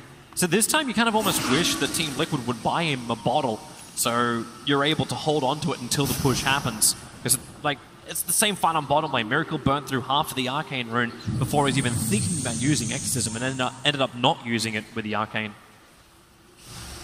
Small little things. Yep. But Virtus Pro, they know they're going to come under siege. This tier 2 tower is toast. Yeah, absolutely gone. BP will be playing high ground. How are their buybacks doing? 2.5 minutes they need to hold before they have buybacks. That's pretty much the entirety of this daytime that Liquid can try to siege. I'm imagining the situation they want to set up now is one where there are 4 heroes top and Lycan on bottom. He's currently working toward it. It is difficult for them to ensure that this happens, but if they can attack 2 lanes at the same time, they're going to do structural damage. Still no Lycan. Linkens, though, so Matumba Man is going to be really annoying. You got a full Abyssal Blade for mind control. And Ramses can also survive through this. He's got a lot of blocks on both sides of the fence with a lot of initiation. I'm not so certain about doing the split push kind of thing, because Ramses, he has hit level 25. He's got the 3 Plague Ward upgrade. So with this, he can potentially hold an entire lane by himself. And then Bloodright does the other thing. You may be right, this is the game that can go on and on and on and on and on. If you feel like it's a better idea to just push into the Nyx Assassin with Axe and these 5-second Bloodright cooldowns and Plague Wards in the same lane, then by all means, it looks like they're trying. They use a run of Atos to trigger off the Lincoln Sphere as mind control. The cover of BKB moves forward, but Miracle continuously stunned up. They're doing a lot of damage, Lycan in through the bottom. The tier 3 tower is already toast, but where is this fight going to keep going? The Venomancer ulti is doing his work. Miracle, he burns. The Aegis Immortal is gone. Remember, he won't have that Exorcism when he comes back to life again, and he's surrounded by the rest of Virtus Pro. But he has the BKB, plus the Glimmer Cape. Shiva's gone from Ramses, is looking for a slow, and has found GH. A nice hero to get rid of if he doesn't force up over the top of the stun from Lil. The Scythe can put Rubik down. Lycan will fall as well in the bottom lane. No one solo dealing with him. And thanks to the vision, they've got GH invisible, but not really. The Thirst lets Virtus Pro see everything. They'll claim 3 kills, chasing Liquid to the river. Defending their top lane, holding the bottom lane of Rax. The only thing they lost was the tier 3 tower on bot. That is not an easy play call to make, by the way. They're committing their absolutely strongest hero for the full duration on bottom. The Bloodseeker never joined the top fight. He was fighting Matumba Man the whole time with that Bloodseeker, and they held the other 4 on 4. They felt like if we split our heroes this way and we connect our spells... He's got such a huge opening on Miracle with no one here. Ruptures off cooldown in a fraction of a second. He's got the movement speed. They have to get close towards Miracle, but they can't get the Rupture in time. Miracle retreats back to the safety of home. Meanwhile, Mind Control is trying to do the split push once more. So Virtus Pro, they come down the mid. GH, the Spike Carapace, it hit both Miracle and GH. No one, such high movement speed, such high damage. Lil once more too. Illuminous Spam trying to push him back out, combining with the Mana Leak and the Force Stance. Lil stunned up, the Raw will hold in there. Mind Control returning from his mission abroad. The Blinding Light won't cancel the TP, even the Lincoln Spear. Saving Ramses. I think they also ruptured the Lincoln there. I believe that was what broke Miracle's Lincolns. I didn't see a rupture on either hero in that situation, and Liquid identified that probably and immediately turned around and just took the fight head on. And they held with, was that only 3 heroes? Yep. All right. At the end, they got the kill when they brought Mind Control back. Yep. But the Gem of True Sight is still sitting on the steps of Team Liquid's base, so vision-wise, they're holding on to both of the gems. You're going to start seeing a little bit more items arriving. Lotus Orb is up for the Necro. Bloodseeker was sitting on a crap ton of money, but he's ended up selling the Blade Mail and has the full Skadi now. Blade Mail is losing its efficiency now that they're getting all these BKBs running, and obviously just the value of the item, the cost. The stats aren't that good. He needs to time the Blade Mail usage very well to make it worth it, and this Skadi is just overall a very solid choice here. So where do you go from here if you're no one? You want the Moon Shard, and then I wonder if he's going to start replacing any items. This Diffusal Blade has still got 5 charges, and he's had it for a very long time, so I might even think about getting something else in instead, maybe an Abyssal. Mid, Pasha caught out, was up the Lotus Orb, trying to protect him, thanks to the Gale from Ramses. Miracle really slowed up as a Necrobooks running after the poor Crystal Maiden. They forced Arthur a little bit further away, and Bloodright just to create some space. Both teams feeling the confidence to come outside their bases and fight. This isn't just a straight-up high-ground defense. This is 2 teams respecting each other's team fight, but also believing in their own. what is coming in here? I'm starting to look at 25 talents even on the supports, because this feels like the type of game that could reach that state. And when you think about drafting and what heroes are good in general, very rarely are you like, oh, this hero has the best 25 talent ever on my support Crystal Maiden. I'm totally going to pick this hero this game. But now that we're reaching that state, there are some supports that just have incredible 25 talents compared to others. The Nyx Carapace is coming up maybe in about 5 to 10 minutes. Lil could be 25. That's the extra damage. About the Coddle one, where you can actually, like, GH is already sustaining so much. Does he get the 200 damage / heal for Illuminate? The cast range is also incredible. 400 cast range on Coddle is so good. And then you look over to Crystal Maiden, plus 300 damage on Nova. He's trying to catch up to him at the moment. A quick limit cape, GH. Under the cover of Inviz, has his BKB. Solo wants to keep up with this. He puts down the Observer Ward plus the Sentry Ward and the Rupture. It'll go on the Keeper of the Light. He's got your Scepter of Valor. He's just walking it off, and GH is down for a minute. It's a big part of the counter push of Team Liquid. If VP realized he doesn't have buyback, he was the only hero to buyback in the previous defense of Liquids.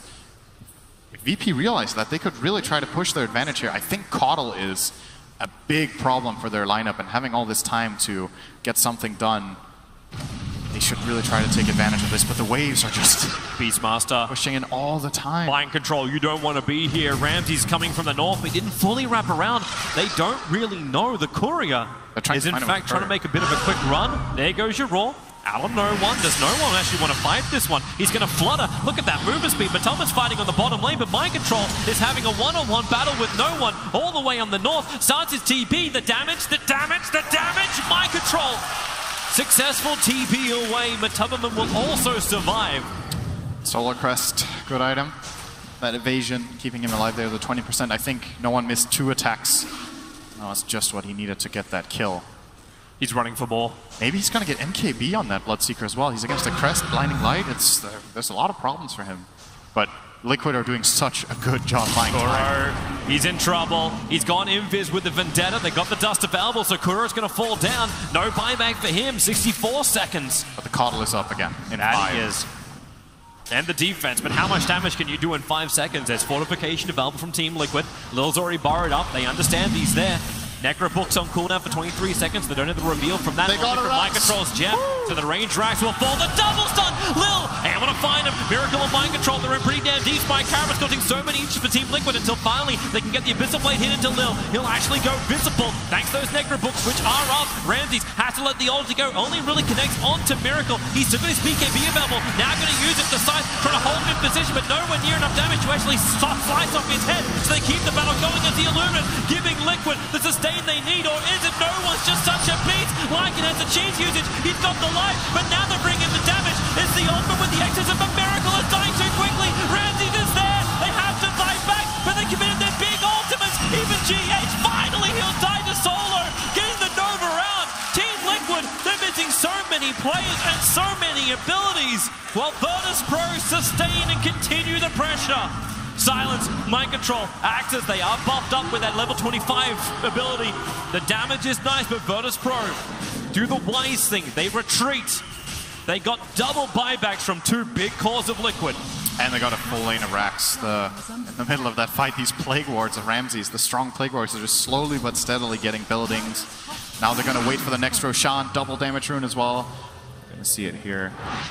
Just slow, steady push. Lil is playing really aggressive this game. I think that it's tempting to go for that kind of play when you get the 2-hero stun. You want to continue to put on the pressure, but ends up getting killed off. Still, it is a 4-on-4 with the dead Rubik, and VP baiting Liquid outside of their base. This is a really good BKB by Miracle, by the way, blocking the Reaper's scythe fully. But despite all of this, they still lost the fight. Really great freezing field from Solo at the end of this play as well. I'm not sure if we're going to see that in time. Looks like we will. There's not too much happening live right now. This freezing field, Lycan can't move, Miracle can't move, and they all end up dying off. Pasha just barely getting away there. Everyone just so slowed, and Team Liquid know just how rough this is. So the straight up fights are not working. They've lost their mid lane, but you are running a Lycan. Do you just look for a pick-off? Is it turn this game in now for Team Liquid? Smoke, pick, push?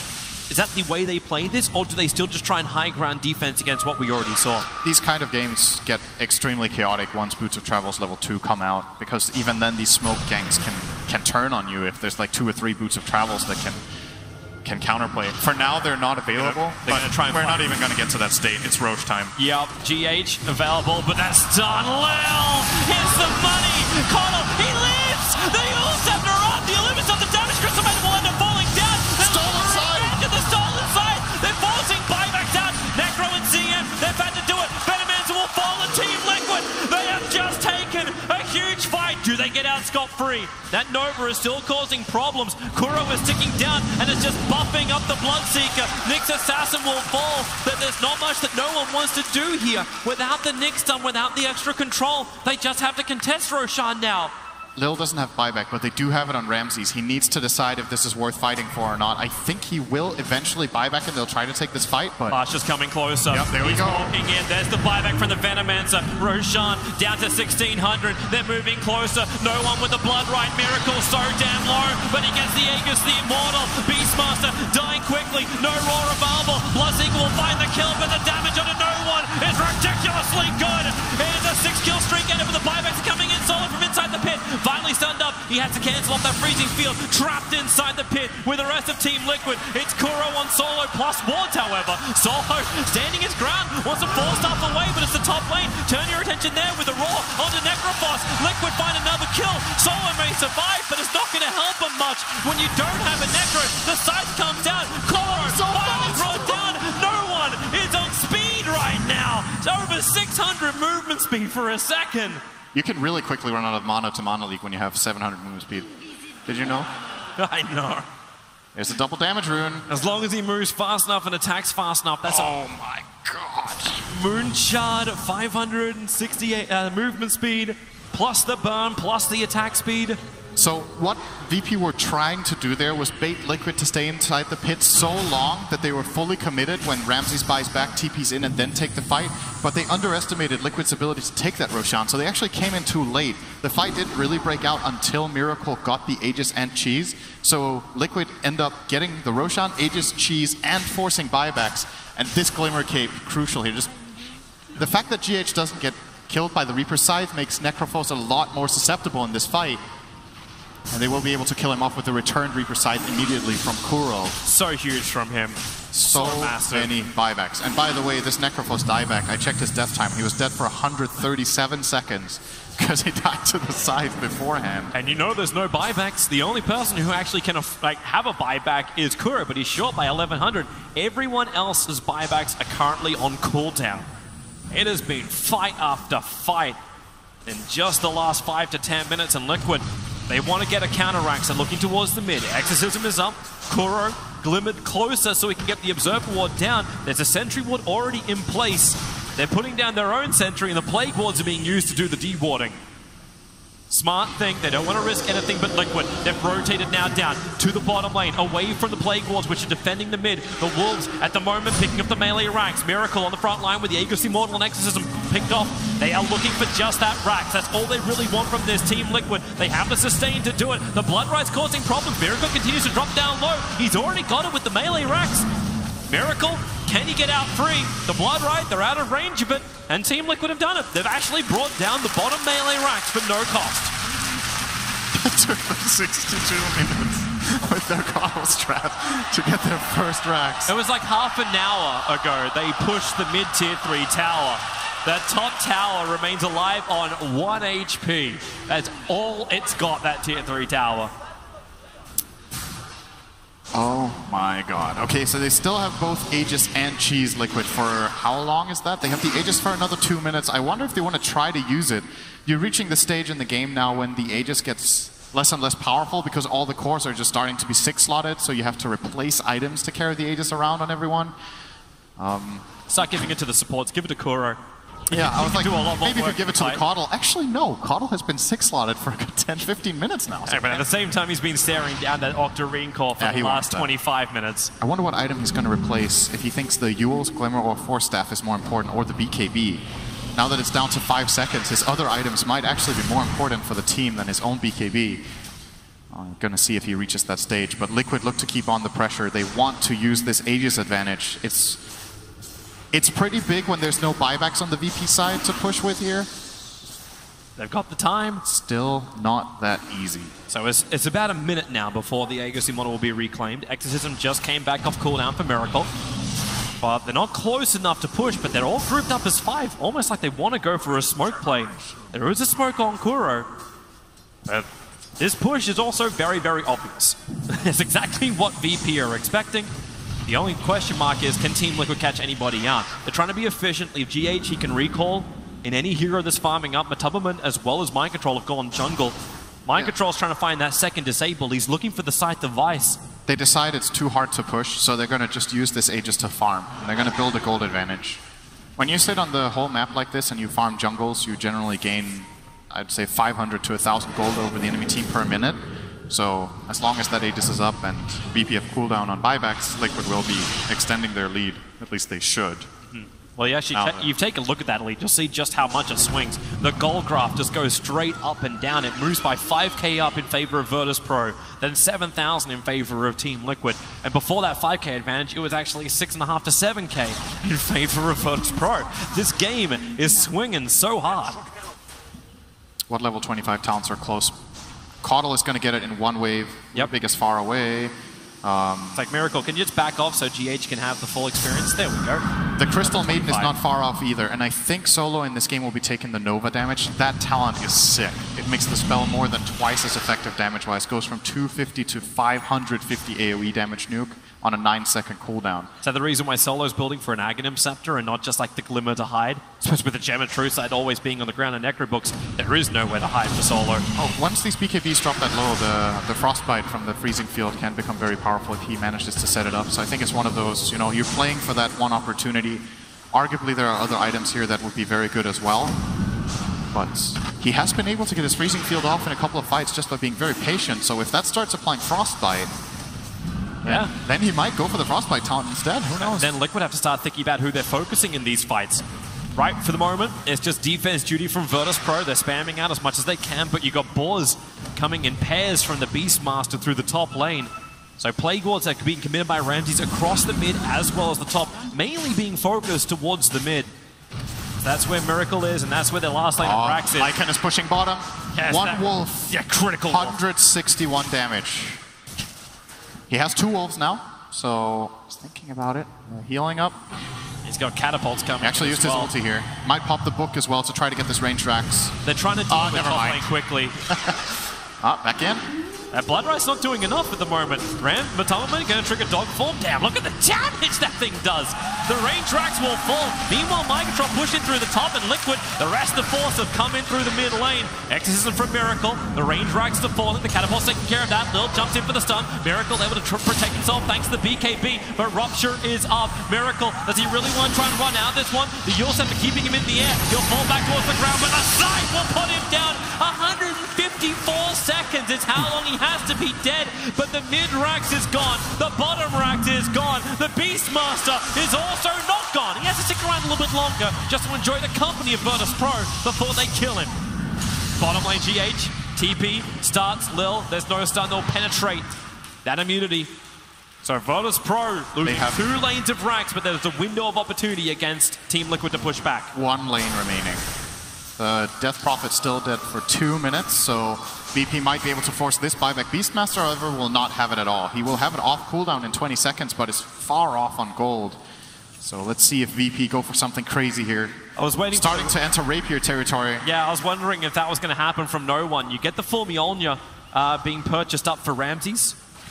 So at least you're going to have the Disco Lightning Shield for Virtus Pro. Oh, they're thinking about killing Pasha down here on bottom lane. They may just be thinking of also going straight in. Like, if Kuro and Matubberman can find this kill, it may throw a big spatter in the works. As Pasha, here comes your BT from the Bloodseeker. They kill the creep off. He cannot come apart from high movement speed. Meanwhile, in the mid, GH is dying. That's actually what's giving the movement speed for no one to just beeline it towards the bottom lane. He'll throw the Rupture out. It's on Matubberman, who has to sit inside the dog form and BKB. He doesn't want to keep this run going towards the bottom lane. They keep the pressure up. Miracle is there to defend it, looking for his target. He's found Lil, keeping the silence going, but this Ruptured target and silence target Lycan on the run. Where is that Bloodseeker right now, dealing with the creep waves while the rest of Virtus Pro envelop the bottom lane? Kuro, he has a TP off cooldown right now, so he'll get away. The poor Courier with a face boost, however, will not be so lucky. That is such a crucial mistake there from No One, not getting that teleport in on the Necrophos, but TPing on the creep next to him instead. He does have the BOT level 2s. We're talking about it. When you get to this stage, you can counterplay these ganks by just porting on the hero. Porting on the creep there delays his reactionary play, and they end up getting that kill on Pasha and forcing the buyback. So Liquid under pressure again, making the better decisions and the better execution. I think they had to burn their buyback on Caudle, but didn't lose any barracks. And now it's scary, because if this Necrophos dies, I think that could be the end of this game with only one lane left. It could be. At the same time, the shoe's on the other foot. Miracle doesn't have his buyback either. They did have to burn his buyback. Oh, they used two. It was Caudle as well as Krob. But the push begins from Ramses. The Plague Wards go down. They're just looking to balance the lanes out. If they can take this bottom lane, then both teams have managed to clean up the mid and the bottom lane of Rax. It's a hard ask because we go back to that D push. Crypt Swarm and Illuminate. That's all you need to keep these creep waves out. No one wants to fight Mind Control, but that's also a tall order. They don't have a secondary BOT2, do they? They all have BOT1s. So. I thought he was going to scout up there and try to set up the kill together with the Reaper side of Pasha, but he has nothing to connect on. So No One is basically just wave clearing here in Smoke of Deceit. And not They're really going for Roshan. So they don't know that. No, that they don't. Now they do. Yeah, now they do. The Hawk dies, and Team Liquid, they're coming. Observer Ward's up on the hillside. Lil gonna burrow strike himself down inside of the tree line. I'm not certain if it wasn't scouted out by Team Liquid as they try and wrap around. Matumba's already triggered his dog form, so Shapeshift being used, but Virtus Pro are bailing out. They don't want to take this fight. Mind Control BT's onto his own Hawk, and now it's Team Liquid that look to go in to take Roshan. They're going to get this Aegis just because Mind Control made a nice push top. They had to come back and defend this lane. And, oh, actually, maybe not. They could be in time. Here they come. Ramses to the front lines. GH has to trigger his BKB. Roshan's falling. The Aegis Immortal into the hands of Miracle, and they look to fight harder. The Hex is out, but so is the stun. Mind Control has to use BKB to break free the Frostbite. Team Liquid on the run. Lil, the nice double stun. Burrows once more. The sentry wards are down. No One. Rupture. He actually got Matumbaman. This could be the big kill they're looking for. He can't really break free. His life has to do the work. That's the how. Now Shapeshift. He just tries to run it off. Burns the cheese. And he'll get all the way back to base. Literally running the entire length of the Rupture to his tier 4 towers for life. If you're playing a pub game and you're playing Lycan, this is not how you play against Rupture in most situations. You generally want to stand still, but you know, if you have a cheese and 4,000 health, you can probably run pretty far.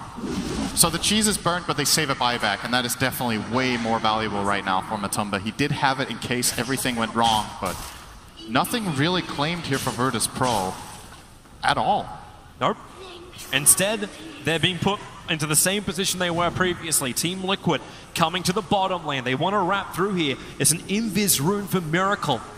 Will allow him to come close, and Pasha, the man who doesn't have buyback, is the closest to the wave. The Blood Rider's out. He's trying Death Pulse it. Jump forward. Mind Control gets a roar off. No One hexed up. They're splitting up their attacks here, Team Liquid. They're not exactly certain which one they want to kill, but they would like to have No One, who's down to half life at low mana. Shrine has to be burned a little bit earlier. No One does not want to back away from this engagement. That Courier is bringing in a Demon Edge for Ramses and an Aghanim Scepter for No One. They want to start racking up those Ruptures. The control in the team fights is what they require. What does he replace, though? Diffusal, I think. Maybe his travels, and he just plays with Butterfly and his passive as move speed. Not sure. So far, he hasn't swapped his items out. He's trying to make the decision. It's just sitting in his backpack for the moment. Maybe he forgot he bought it. I don't think so. The Courier. I mean, he has 4 dusts in his backpack. Let's be honest. That backpack's just non-existent in this game. Bottomless hole.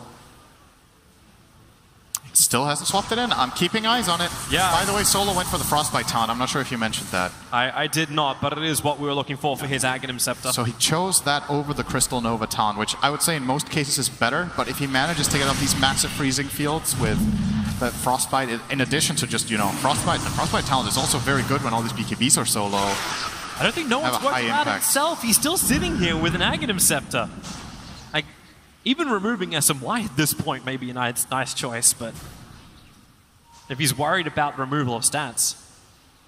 Yeah, it could be true that the Diffusal is a better item to have here than the SNY. Probably is in many ways, and then it's about whether he thinks that or travels is more important. I'm curious. We haven't seen any refreshers, to be honest. This is a 73-minute game. Nobody has one, right? Not even the Beastmaster. He's building it though. How long does it take to go active? Because he could switch the BKB right to his backpack, triggers it, and then. I guess that might be the idea, that he BKBs and then swaps it out. But does it give you your ruptures straight away? I do not know this. I believe the charges work where you get all of your charges straight up, but I'm not certain. I've played a lot of Dota, but this is not a situation I found myself in a lot in my 5 games as Bloodseeker. I'd say it's pretty unusual. So I don't think many people have found themselves in a 74-minute situation where both teams have incredible high ground defense. Yep, there goes your Rupture. Onto Matumban. Randy's having his Lincoln Sphere triggered. The Roar is out. The fight has begun. Solo wants to let it go right in front of everybody. Second Roar. There's too much damage. The Refresher. They have to buy back on both Venom as well as the Crystal Maiden. So Team.Liquid. Okay. See ya. They're leaving. They've had enough. This refresher is big. I think we're going to see more of them come out if this game extends another 10 minutes. They need to be able to refresh the BKBs. They need to be able to refresh their other items. This Beastmaster play here, 2 Hexes, 2 Abyssals, 2 Roars. All right. What a game. What a game this is. I'm not sure what VP are going to do now. So I feel like Refresher is still an item that would be interesting on the Necrophos as well as the Bloodseeker. Yeah. Especially. But right now he's not really looking any at that. hero at this point. With when you have so many items, being able to refresh your cooldowns is really powerful. Do we have? They're looking at a jump in instead. He's going for a Blink Dagger on the Necro. Might lean a little bit more towards the mentality of Virtus Pro, where they're like, well, we can keep defending, but we're probably going to lose if we keep doing this. They have to be able to jump at some point. Exactly, and that's where the Blink Dagger into Scythe. It's one of that older, like, I remember when Necro came into Dota 2, it was all about the Blink Dagger. It was all about getting that quick initiation off. In fact, I believe it was Matumban who was one of the ones who was doing it. But for the moment, still only have 1 Linkins, man. It's 75 minutes in. There's 1 Linkins on VP. It's sitting on Ramses, and they're playing against Primal Roar with Refresher. That is the item you want to have multiple of right now. Okay, no one made a decision. He swapped out SNY. He did the math. Tapped out his browser, opened Wolfram Alpha. All right, so the next math is, do I trade Diffuser Blade for Aegis the Immortal, for Divine Rapier? I don't know. I still think Refresher Orb would be good on no one. Being able to swap that in, get a second BKB, get another Rupture. Does that even work? I don't even know. You get 1, right? If it refreshes the 2 Rupture charges. It refreshes charges as well now, right? That was with the thing that changed with Refresher. So I guess he has 4 Ruptures with a Refresher Orb? So everyone from Liquid just have to stay there. Anyway, why does it matter? The next point you're going to get to is like, well, if only Rupture could stack 4 on 1 target, but someone runs 1 inch and dies. I would like to see a Linken's, actually. I think that would be a very good item to get now for no one.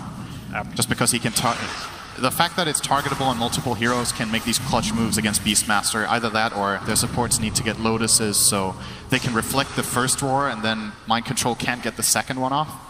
In this stage of the game, Beastmaster is one of the most incredible heroes to have on your 3 position just because he has the attack speed aura for when you want to push. You have the 2 Roars, you have the Mind Control from the Hawks, and the Map Control from Mind Control.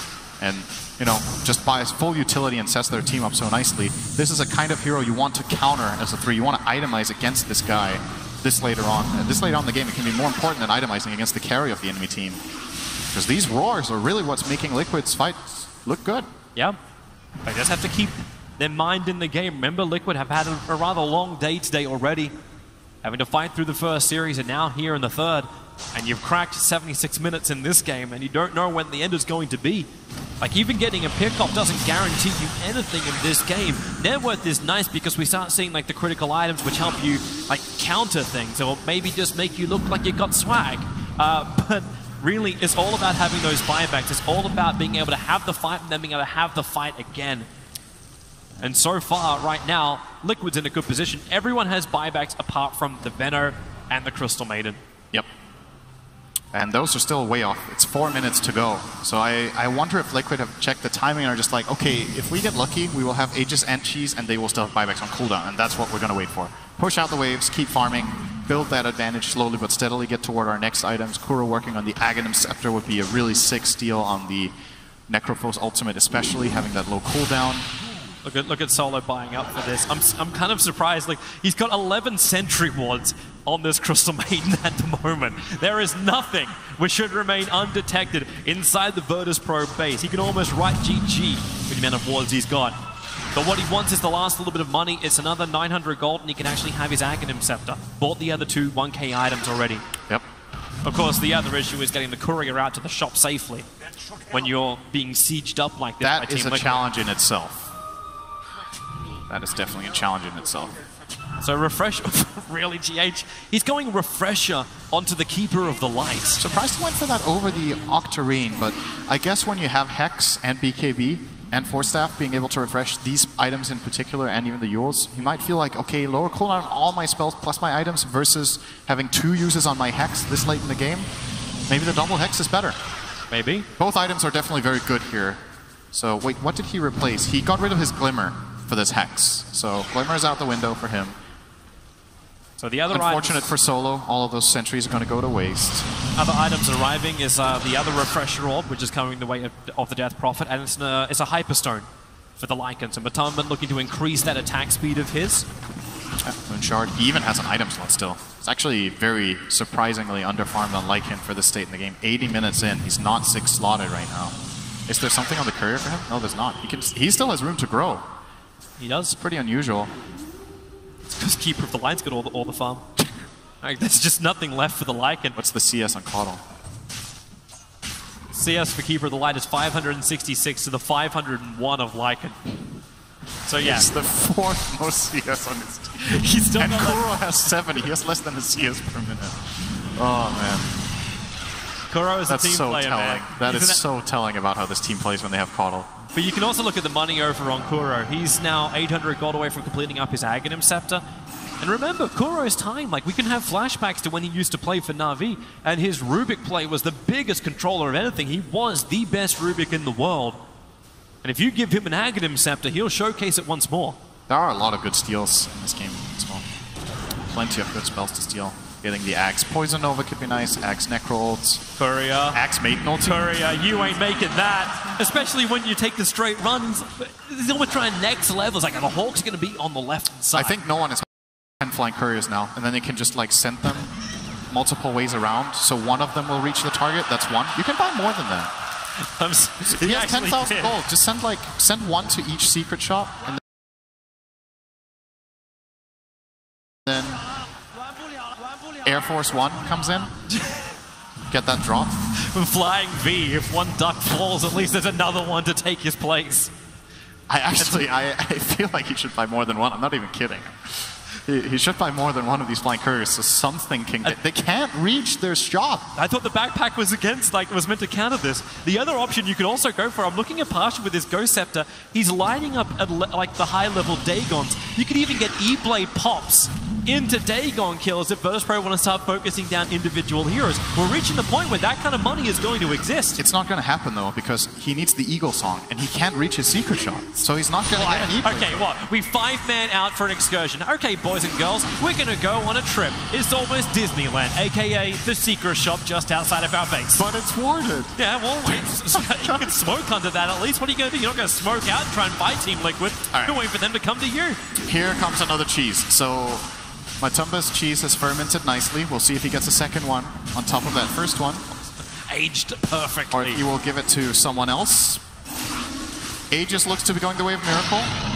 And the second cheese, who cares, man? Who just don't want to bother with that. Just leave it there. Sorry, they're all lactose intolerant. Maybe they can bait a courier onto it. Actually, it's going, Toby. It's on the way. What? Secret. Okay, it bought the items. The courier's coming with the rest of the Aghanim Scepter for Rubik, all right. Got But the Kuro items. he's dropping his TP scroll. Okay, we're cloud-9ing this up right now. I don't know. Kuro is actually taking it needs to not die to the creep wave. No.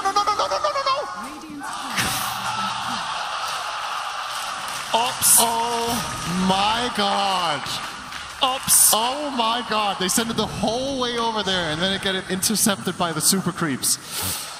Oh, that's gonna hurt so bad. But don't worry. So that's the Axe of Maiden. There was an ulti orb. It'll respawn. It's not like Team.Liquid's gonna push high ground, Cinderin. Whose ulti orb was it? On it. It had an ulti orb and It was point Crystal booster. Maidens. It's Crystal Maidens. No, it was her point booster. Was it a point booster? Who had the ulti orb? Who's buying something with ulti orb? Who's got that queued up? Maybe Nyx.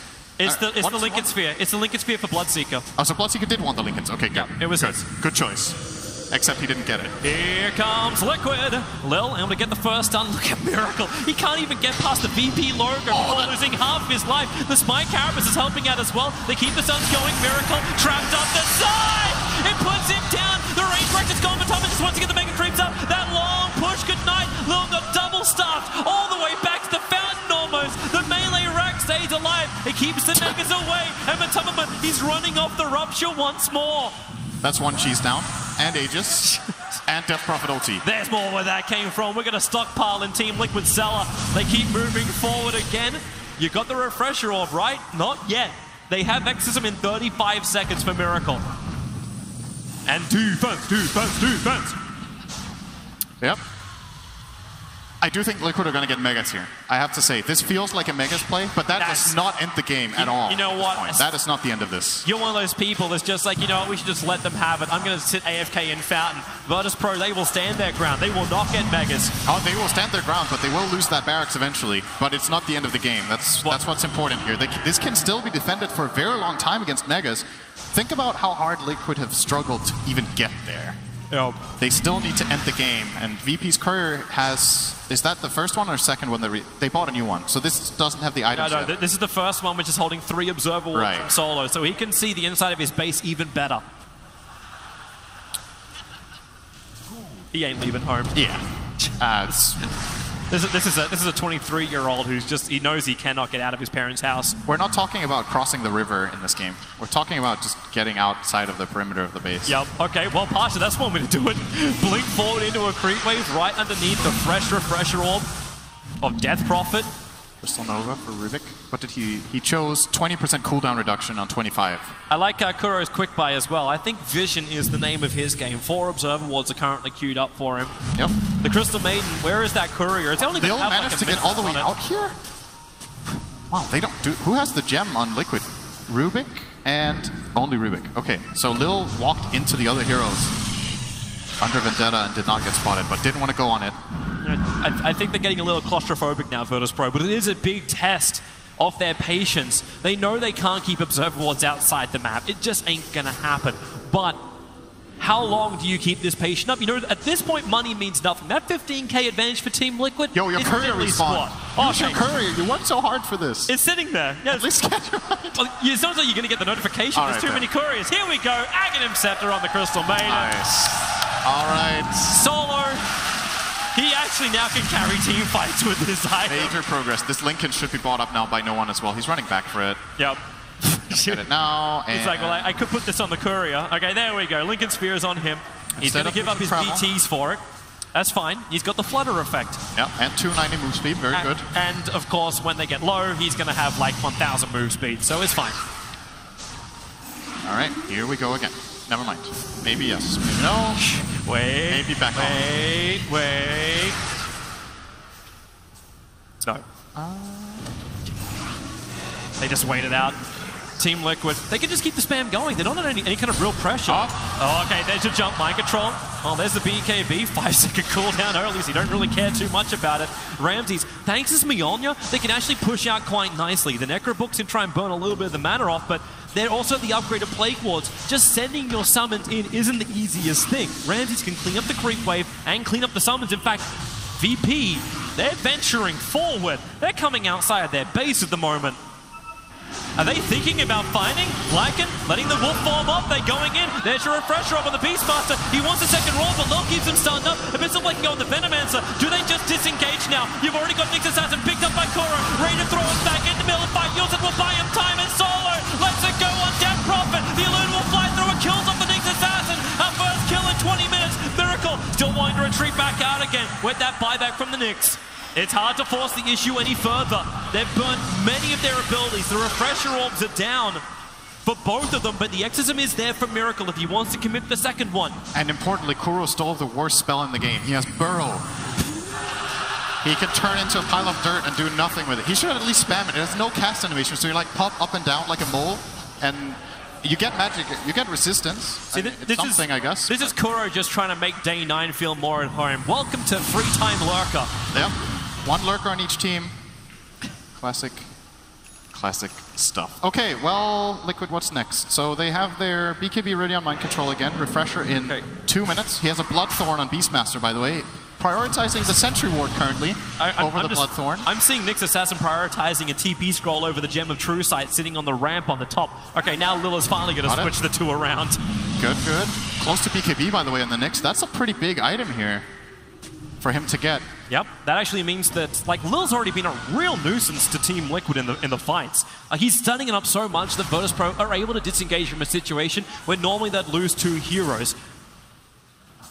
Then that BKB will also help him now the Bloodthorn is done on the Beastmaster. He's actually looking at Bloodthorn, overgoing the BKB. Radiant Courier died. Well, that's now the 10th for the game. Wait, how many couriers are flying around? All right, this is 2 Dire couriers flying around, and 1 Radiant got killed. So I think VP might need to invest a little bit more into their... Menagerie? Yeah. Need to invest more into the Air Force here to get those items delivered. So what else is coming out? Okay. BKB for solos is huge. That's big. That's a 10-second BKB 90 minutes into the game. It almost looks worthwhile to sell his drums if the time does come. The Hawks saw the courier fly out. VP are changing their minds. They're not sending that courier out. Back to base.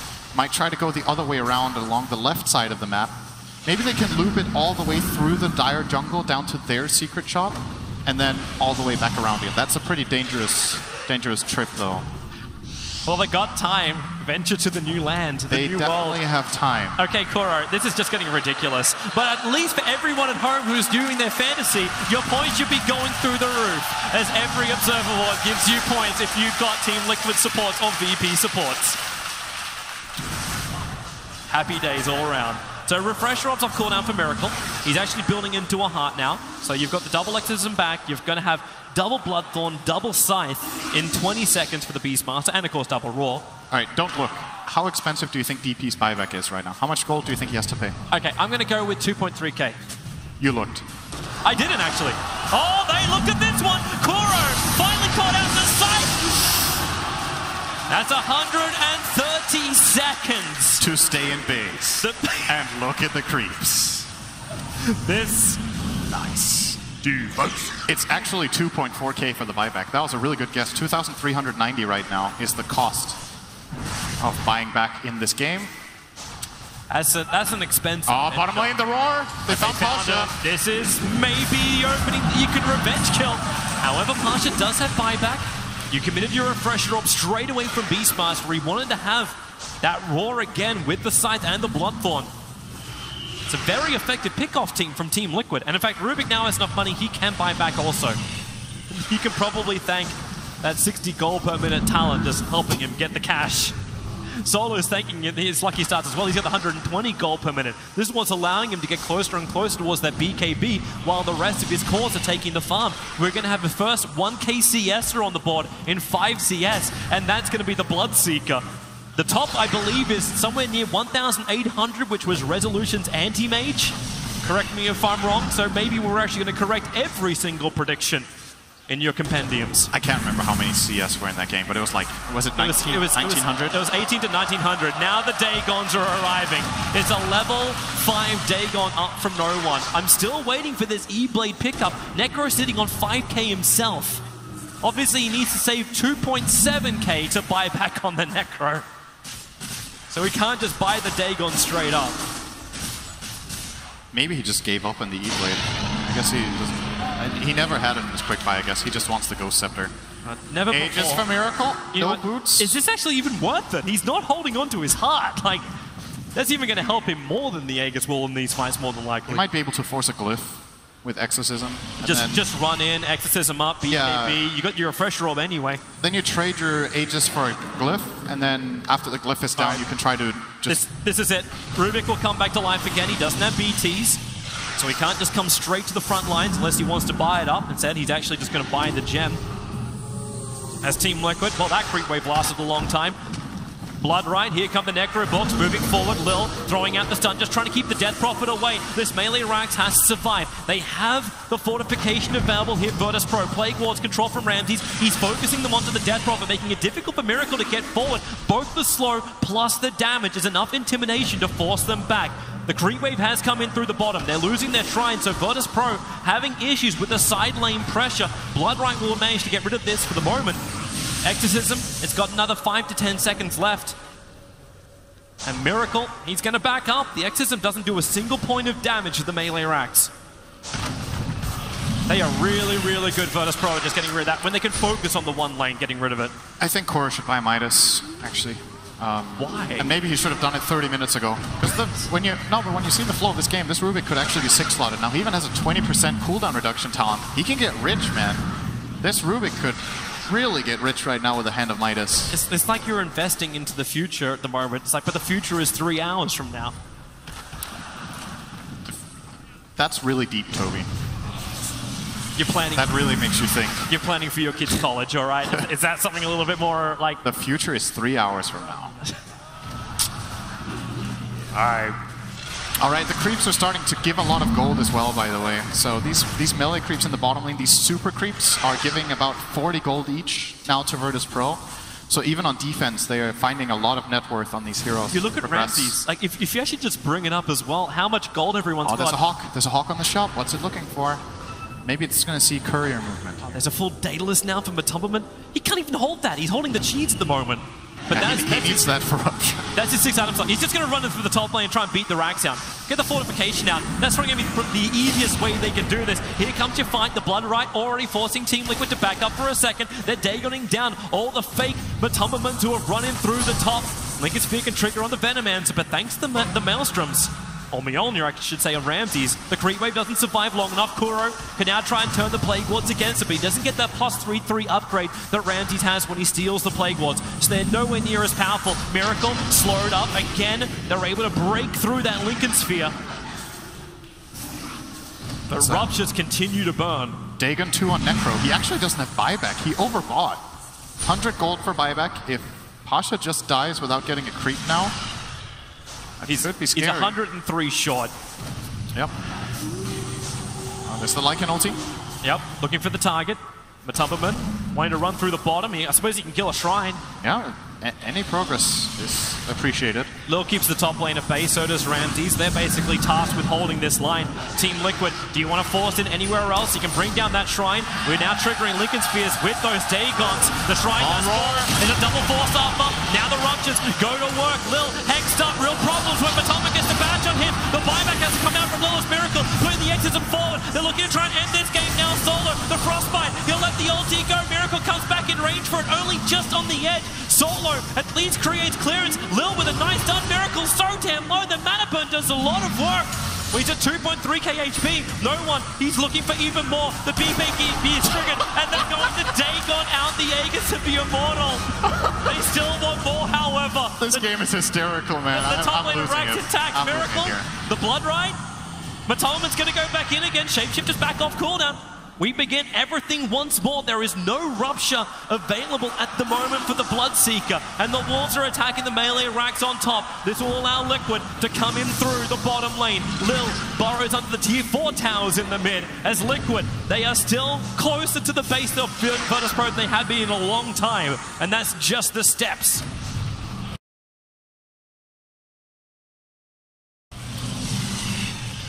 They really just want to pick off now. It's like Liquid have turned this into like, we want to fight Solo. May Oblige getting silenced up. Quick force up. Gets him back in range of the tier 4 towers. That long range stun. It comes out from Lil. Koro, enough life to survive. Solo's in trouble. He'll actually go down. Buyback develops with the Crystal Maiden, but the bigger problem is Pasha on the back line. He'll go down as well. Team.Liquid, they're currently doing it. They're looking for the kill. Death Prophet is dying, however. Virtus Pro, they have the damage. They have the power. They have the kills. Mind control will fall. Buyback's available from Team.Liquid like it. No mana really to speak of, but the BT's coming towards the top. Beastmaster, he didn't actually get to the creep. He was going up to the creep and it got killed off. So we cannot get the melee racks. They cannot get the megas. He got recalled to bottom. Oh, mind control. Might be thinking, I don't know, Shadowblade? Do Shadowblade in and start hitting the barracks? Like come out of nowhere? How about he gets his own Necro books? Put them in the back. They just send the Necros mass at the racks to finish it. But the problem is that cooldowns now are so long, by the time they go again, the melee racks will be back up to 100%. So who bought back? Ramses, Pasha, Lil. You can watch it all right now. So 3 for 2 buybacks. So it started with the solo attack. Liquid thought they could get in, and the Scythe, Kuro, having more than enough life to survive that. but it's the damage that Mattelman did, all these buybacks that got forced. It was three. I think it was three Radiant and 2 Dire buybacks. It was 4 from the Radiant. 4 Radiant Necro, CM, and Nyx Assassin all bought back for the Death Prophet and the Beastmaster. So it was a 4-2 buyback trade. Solo has BKB and 50 gold on the Maiden. That's a pretty big item. Actually, in late game situations, Crystal Maiden can become a very powerful hero. And reacting from Pasha. I gotta do something. But this is patience. Elimination game as well. And this is only game 1. You gotta remind everyone, this is game 1 of the best of 3. Yule's in mid from Lil. Oh, Lil, nice catch off. They get the summon to GH. Pasha comes out and slice. That's a lot of damage when you reflect a Spike with Spike Carapace, when you reflect a full Illuminate with a 200% Spike Carapace damage, and use your Dagon and E-Blades, and side, yep, heroes are gonna die. 160 seconds on the sideline for GH. And that kill. When's next Roche, Toby? Let's look forward to that. Does it even matter?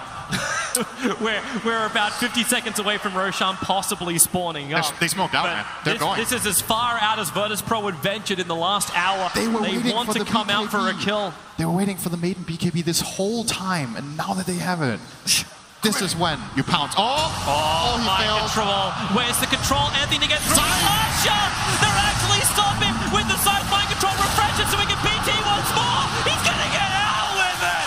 Ball hammer. Back to base though. Back to base. The Lycan units are attacking the melee back. Pasha's got it though. Defense, defense, defense. And the Wolves as well.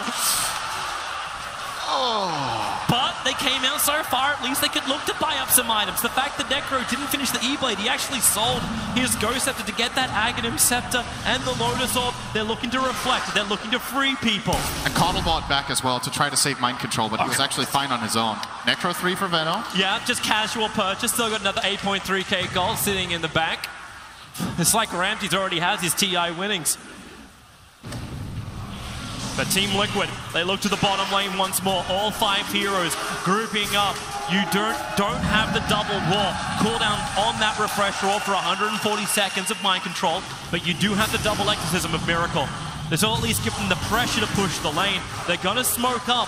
And where do you go? The Beastmaster once again TPs towards the top lane, but look at Virtus Pro. They're coming out, they're wanting to actually counter that split push, but Lycan, he's right behind them. Maybe they know, they know the Lycan Wolves get scouted out at least, but Lycan inching forward, going for the prey. This time it's mind control. They're all over him, but looking towards the base. Mattelman is attacking the melee rack. He wants to bring it down. Fortification stopping it. Beastmaster's gone for 151 seconds. No buyback available in Team.Liquid. Run away!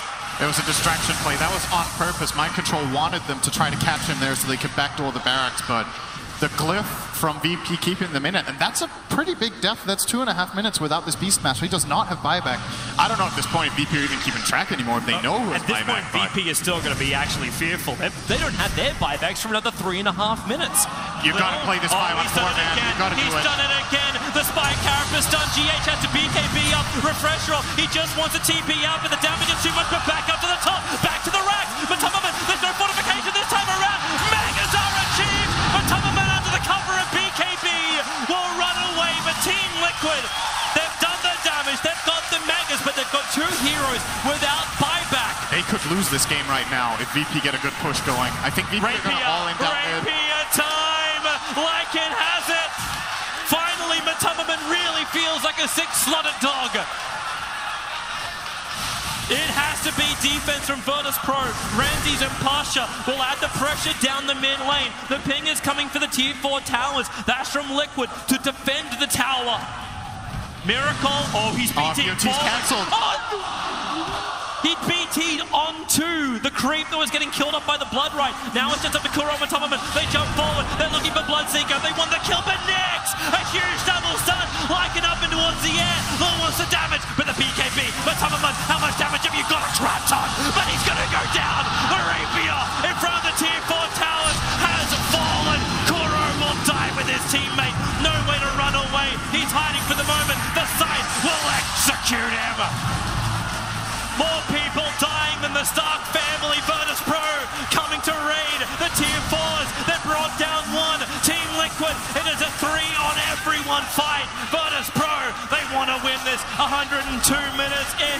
Miracle has the exorcism, but it's only going to last a little bit longer. They have the damage output. They move forward. Where's the stun? Where's the control? Like it. Now up for his shapeshift. Runs forward. Remember, he's got the cheese. The BTs are coming in. The Ancient is exposed for the moment. CF's ulti doing the work. The cheese down from Atonement. Looking for the killer to no one. That's the one they have to get. The fortress is still fortified. No one will fall down. Buybacks have to be committed. You've still got another 3k life on the Ancient as Miracle. They're holding. They're holding. They're doing it. Ramses, he's gone as well. Solo.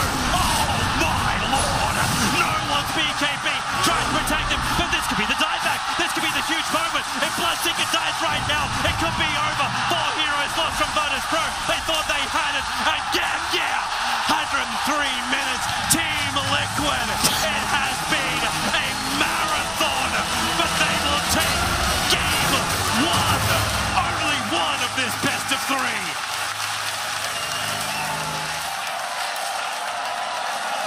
Thoughts?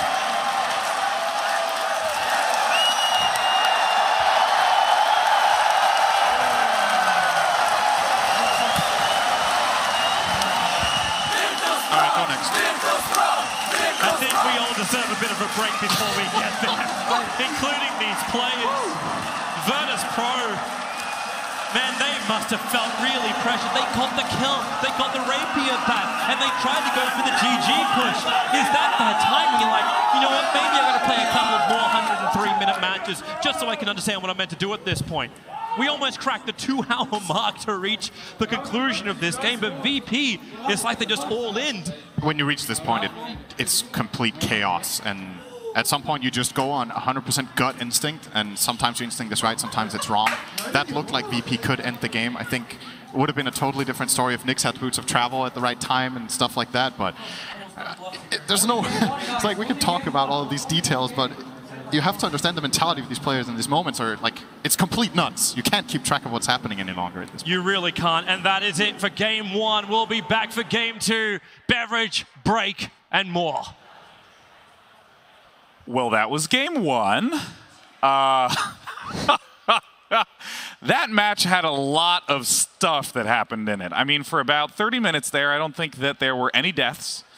People were starting to doze off, just sitting there waiting patiently for things to happen, but then all of a sudden things just kicked into gear. I mean, what the hell happened, man? Anyone, Bulba, what happened? Is Veno versus Caudle Gaming or something. When Veno got his level 25 talent, the ward just defended, and then Radiant couldn't push versus Caudle, so just a game of stalemates, and then no one really wants to make moves because everything's on the line, and yeah, so... The Blood Right as well, the level 25 talent, it's really hard to go high ground versus that. So the Veno Bloodseeker just sat in the high ground defending. It was just impossible for Liquid to go high, to take the racks. Yeah, we saw the Beast. He started trying to kind of make space. We saw him run around and like he baited some heroes outside the base, and then they tried to go for the racks, and then they did the same thing again with just baiting with a few heroes and then trying to get the racks. And I mean, it almost ended with Liquid losing because they had 2 heroes without buyback there. But then in the end, the Lycan pulled through and killed a few heroes, and then... Yeah. I think the both teams had a lot of deep push, so it was really hard to go high ground, even with the Aegis and Jesus. And I think that would have made the game crazy, because at 30 minutes in, I was like asked by someone how long it's going to take, and I was like 10 minutes, maybe 15 max. Yeah. And just it kept going. I think we were all ready to come out for about the last hour of that match. And I mean...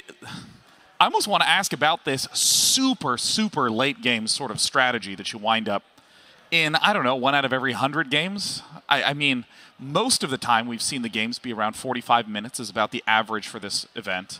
And when you get to these super late game situations, what are some of the big strategies and itemizations that wind up changing as the game evolves?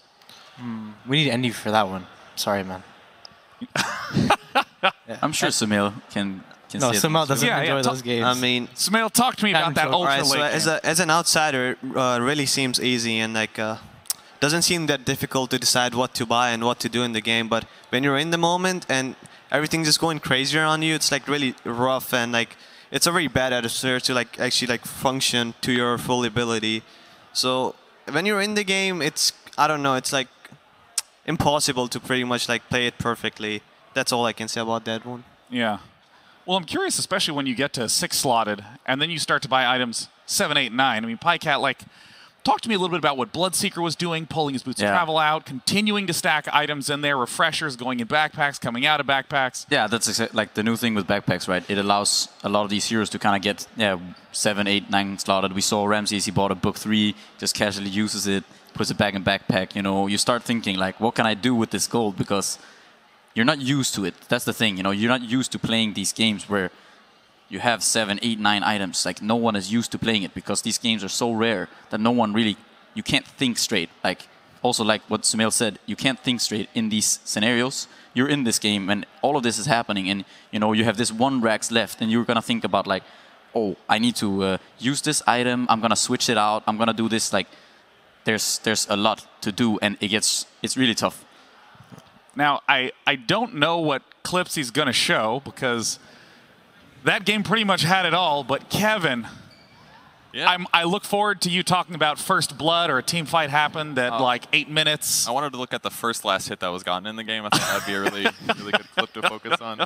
I wanted to go over the strategy a little bit for both teams. VP going for very similar Reaper Scythe kind of stuff that they had in previous matches. I like this strategy better though because there's a lot of things that made the Reaper Scythe better, such as just all the bonus damage coming from Rupture, from Crystal Maiden, things like that. Bloodseeker runs faster as people take damage, so Veno combos really well with it. You might have been curious why that Lycan actually did go down there. Now, the easiest way to look is to keep an eye on the status bar here, and then you just got to look for any like surprise debuffs or anything like that. So we'll just try to keep an eye on the Lycan here, and right there, you got that right? It's there. It's a Blood Rage. It's very good with Reaper Scythe in this case because it'll amplify the damage that the hero takes. So these combos together made VP's strategy quite a bit better. Liquid obviously going for more of a high ground thing with Death Prophet, and the main way is with Exorcism. It damages heroes and enemies and buildings and things nearby, but the problem is that Spirit Butterfly kind of things are a little bit unreliable. And what VP did in response was put Plague Wards in the front, so that those were the things that took the damage. So this is one of the reasons that VP was able to elongate the game so much, just because it made, surprisingly, Death Prophet ineffective. A lot of other teams and heroes can't actually deal with that very well. And ultimately, when VP does end up defending, sometimes they actually have to go take fights. And if their Reaper Scythe strat doesn't actually work due to Eul's, Glimmer Capes, heals, things like that, it becomes very difficult for VP to win the game. So that super late game situation was just this constant battle for, can you get a Reaper Scythe? Delay buybacks. Do they have buyback? You always have to be worried that somebody's going to jump in, and in that moment, 5 heroes will kill you, and you'll lose your team the game. And that is one of the reasons that it was just such a long game. And I mean, I want to sort of follow up on this because, I mean, so much of the focus thus far has been on the last 45 minutes of the game, how intense all that was. But I mean, in terms of just opening composition, who do you feel like had some of the better I really like what VP did. I think they took what they had yesterday when they played, and they just pushed it forward in a way that helped them get more kills, and they had more outs, and all of their heroes were going to scale really well late game, but just didn't work out. Yeah. And, you know, I want to sort of pass the same question back to you guys, that very rarely do games actually go this long, and really the meat of the analysis and the meat of the tournament has been focused on those first 45 minutes. And we've been talking so much about how teams should adjust, what were concerning picks, what were weirdnesses, and ignoring the fact that this game went for 90 minutes. Talk to me about those first 45 minutes, about what the drafts were like, what the lineups were like versus each other. I think one thing was this, we saw this mid matchup, it went... it was very favorable for the Bloodseeker. I think that was thanks to the Nyx a lot. He went mid and he mana burned the DP once or twice, I think. And then the Bloodseeker just did really well. I think he was doubling or tripling him in CS at one point, relatively early on still, but it was something that led to this Bloodseeker having a really good game. You know, he had a really good game for, well, pretty much the entire time. They didn't win, but he had a really good game thanks to that strong lane, I think. Yeah. Their strat was LFY has a similar strat with Bloodseeker. They run Bloodseeker with Bristleback and another spamming hero. And look at the cores on VP. They have Necrophos and they have Veno on the side lanes, and they have Siamora. And it basically enables you to, the Necrophos has Heartstopper aura, and then the Veno just spams spells in lane, and people just get low. So the Bloodseeker had a lot of high damage in mid lane. It's like the same thing LFY does as well with their strat. So it was kind of cool. I felt both teams had a very similar strategy in this game. Both were like cheesy picks, like to win lanes and then to 5-man. And the reason why this game went so long is neither teams had much jump. It was only Nyx and then Dire, there was not really any jump. So it was just like a battle of cheesy heroes. It is amazing to think that these teams are heading back out onto the main stage to go in for a second game. And I want to talk about sort of mental state that happens after these very long games. I don't know if you feel like, are these exhausting types of games? Because, I mean, Smail, you mentioned that you're never in these situations, so it can sometimes be really overwhelming in the moment. I think we were in this situation, I think, like last year versus Eon. Yeah. And after we won the game, we felt like we couldn't lose, or it was more like they couldn't beat, because at that point you were really mentally defeated. And I think the same case will happen to VP. I don't think they're going to win this game. Yeah, they might just get a stomp, to be honest. I mean, does a team ever feel good after they lose a like 2-hour game?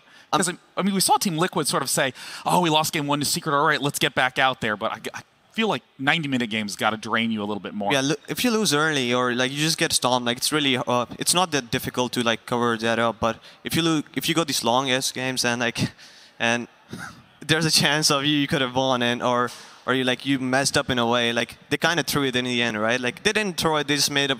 Like the judgment wasn't there quite, and I think those type of stuff like makes you like really mad and like get you out of the zone in a way. So I think it's going to be really difficult for VP to like bounce back from this one. Yeah. Well, but how would you try to bounce back in this spot? Well, I think looking at the draft, VP is a team. I feel like they always, whenever they draft, like even on the True Set video after Kiev, like you can see how they talk. They don't think that the other team outdrafted them. They think a lot on like they threw the game. So like same thing happened yesterday in the LFY games, the second game. Like maybe people are gonna say like VP didn't have enough team fight with the Viper, Necro, and I forgot their last hero. Their cores, but it's like LFY had much better team fight, and I think the same thing kind of happened this game. I think Liquid had a much better team fight, especially with the Coddle Axe. I don't think VP could fight into the Coddle Axe. So I'll be interested to see what hero VP give to Liquid, because Liquid has the same thing that Ti3 Alliance had. You have to ban their supports, and the strength of GH right now, like you don't know which hero to give him. So last game they gave him the Coddle, so I wonder if they're going to give them Coddle again. It's the same thing like when Alliance played. You didn't know whether to give them Naga or the other heroes or Wisp, same stuff. So, if you're a captain of VP, what do you say to your team to get them refocused? Oh, we should have won that game. We just drew it. That's it. Like that's why they're so confident they do well. I think honestly. you smile in Russian. That's it, Yeah. You just give him the Russian smile and then... I think you have to do more than that. Yeah, probably. No, but I think that they should stick to their guns. I wouldn't mind seeing them go back to this kind of Darkseer Sven. Just pick some standard like VP heroes. Yeah. Make sure they get some comfort zone heroes and then go with that. I think the biggest difference is Pasha's hero. He used to play a lot more team fight, and now he's playing a lot of these lane heroes. Like he played like Necro, Veno, all these heroes, And that usually doesn't suit him. Usually he plays like a Darkseer or a Magnus and heroes like this. So I'm going to be interested if VP don't pick this, because there's support. Generally in this patch, it's hard to bring supports, team fights into supports as well. Well, just got the word that the match is now underway after a 100-minute grind fest. It is now time for Game 2 of Team.Liquid versus VP, where TL leads 1-0. Virtus Pro versus Team.Liquid. Game 2. Stick to your guns, easier said than done. I think some of the most disruptive things that can happen to someone in a tournament is when they wind up playing these extremely long games. It's almost hard to have hope for that long in a game and then to have it ripped away from you right at the end. And Virtus Pro banning GH's two main heroes, Wisp and Coddle, and going for an Ogre Magi first pick. It's a solo Ogre. I'm excited for this. Liquid actually banned their Shaker. So interesting. I thought I've never seen. Has VP played Shaker a lot? I haven't seen Low play it. I think he's too scary of a hero to just like let it go, relying on enemy team to not play it. I think it's a huge risk, and I'm pretty sure Lil or Pasha both can play that hero. I think Pasha used to play it quite a bit, up until this point where people started picking Venomancer against it. Yeah. And then they kind of stopped for a while picking it. But I'm happy to see VP go to this Ogre. It's a VP-like special. They're pretty much the only team who, I think right now, consistently runs this hero, and they're even first picking it. And I like this. To me, it just says that they're going to do their thing, and, that's definitely a good thing when you just lost a long game like this. Yeah, so they already see this is the fourth strat that Liquid has. They have their Wisp strat, they have their Coddle strat, they have their Shaker, where they pick it with like Furion. and like he keeps fissuring mid, and then this is their forward strategy, the GH Slardar. They always try and open it with Darkseer. So these are like the 4 strats they open with every game of this tournament that they've won. And this is the 4th one right now. What does this provide a foundation for Team.Liquid? Well, he really likes playing Slardar. He's been playing it for quite a bit. I think they based his team off all around him. It's a lot like AUI on Ti7 EG. He kind of had 3 or 4 heroes, and I think the Liquid treats him the same. So they build all their strategy around his heroes. And more than anything, Darkseer enables Slardar to have a laning phase. Like you can go to the Slardar, you can get shelled, and you can get surged. And immediately they pick the lane matchup counter versus Darkseer, which is Necrophos. Necrophos does not really care about Darkseer in lane. The wave will push into you, and most carries are going to care about the Iron Shell, but Necrophos' spells are really good at just gaining your HP back. And he's just going to sit there, and he can solo the Darkseer. 10 seconds remaining. And also, when they pick the Ogre, they always try and help mid. So this Ogre's purpose is to help mid, and the Necrophos' purpose is to sit against the Darkseer in lane. So now Lil can play anything he wants, and to own the map, this opens up his heroes like Enchantress and Chen, things like this. So Smail, I want to ask a little bit about why you were so hyped about the Ogre first pick. I mean, it's just a pleasure to watch solo, as I said yesterday. And I think it really, like, to be honest, it really enables how VP plays. And I think it's their best hero, in my opinion, because the way he enables all the players on the team. Yeah. And he just gets the hero, to be honest. Like, he understands how to move, and the movement of him as an Ogre is amazing. Yeah, one of the worst feelings ever is when you're playing an Ogre Magi trying to roam to influence the map, and everywhere you show up, you can't do anything. It's almost like you get to make the mistake and find out it was wrong 30 seconds later. No, Sumil, he probably played versus the solo Ogre that sits mid and has Orb Venom, right? I mean, I've been in this situation before, and I would love to see enemy mid be in that situation as well. Yeah. It's not a fun time to be in that situation, but it's a good watch, I think. But the thing about Liquid is they don't really care how their mid matchup goes. I see a lot of games where they're one of the few teams at this tournament, they pick these heroes that don't care how the laning phase goes. It's a lot like LFY, what Sumil was saying yesterday about Super. He plays these heroes like Dragon Knight that don't care. They're always going to get their items and farm. And the same thing like Matoma Man plays like mid Broodmother, heroes like that. So there's the Wyvern suddenly. Do you think the Death Prophet last game was an example of that Death Prophet struggled versus the Bloodseeker, but was still... I actually think DP is one of the heroes you kind of do need to help, because he's not like... He does need to get farm, but DK, like, he doesn't need to get that much out of lane. He's always gonna do Dragon Knight things. He's gonna run up, attack some tower. But yeah, so interesting Wyvern pick here. How do you feel about it, Paget? Liquid have, I think, a really strong... I've actually been on the fence about this Winter Wyvern. I think, I mean, you guys played it, and I've seen it being played by a couple other guys, and it didn't do so well. And but I do think it's actually pretty nice to get with Slardar. You amp someone, and then you ult him with the Wyvern, and it usually ends up killing him. It's also nice with Darkseer because you can vac people into the ult. Yeah. So I do like the synergy that they have. I think the thing is this hero, people look at his ult, but I don't think Did you describe his ult earlier as, quote, garbage? I mean, I just feel like you don't play this hero around his ult. It's not a good way to look at it. You need to play this hero on his save and his Q. I mean, his Q got really buffed. So as a Wyvern, I think of as a bull. Like on paper, it's like everything, but it's just weird. What? I don't know. Why are you flaming me? I mean, I'm just. No, keep going. I mean, that's my best like example I can give. Like that hero is everything on paper, but when you pick it, you just like feel like what the fuck. It feels a bit lackluster, the hero, sometimes. Yeah, I do agree, and I think that's what we've seen in a few games in this tournament. The hero has looked a little bit underwhelming, but I do like the synergy that they have here. Extremely defensive support with Dazzle, of course the Shallow Graves. Just like your puck this tournament, man. Sure, man. That's a good Dazzle pick, I think. Because I think Liquid is relying on bursting someone with the Wyvern, and Dazzle stopped that. But the problem with Dazzle pick is like they have no catch on their supports now, and they're both of their supports are lane secure more than like being as carry of the map. I think this is a no one Queen of Pain pick soon. So it's a Invoker for Miracle. Yeah. This is what Sumilsa is really important if you look at the support duo on VP. I feel that the Dazzle and the Ogre, they're the same hero.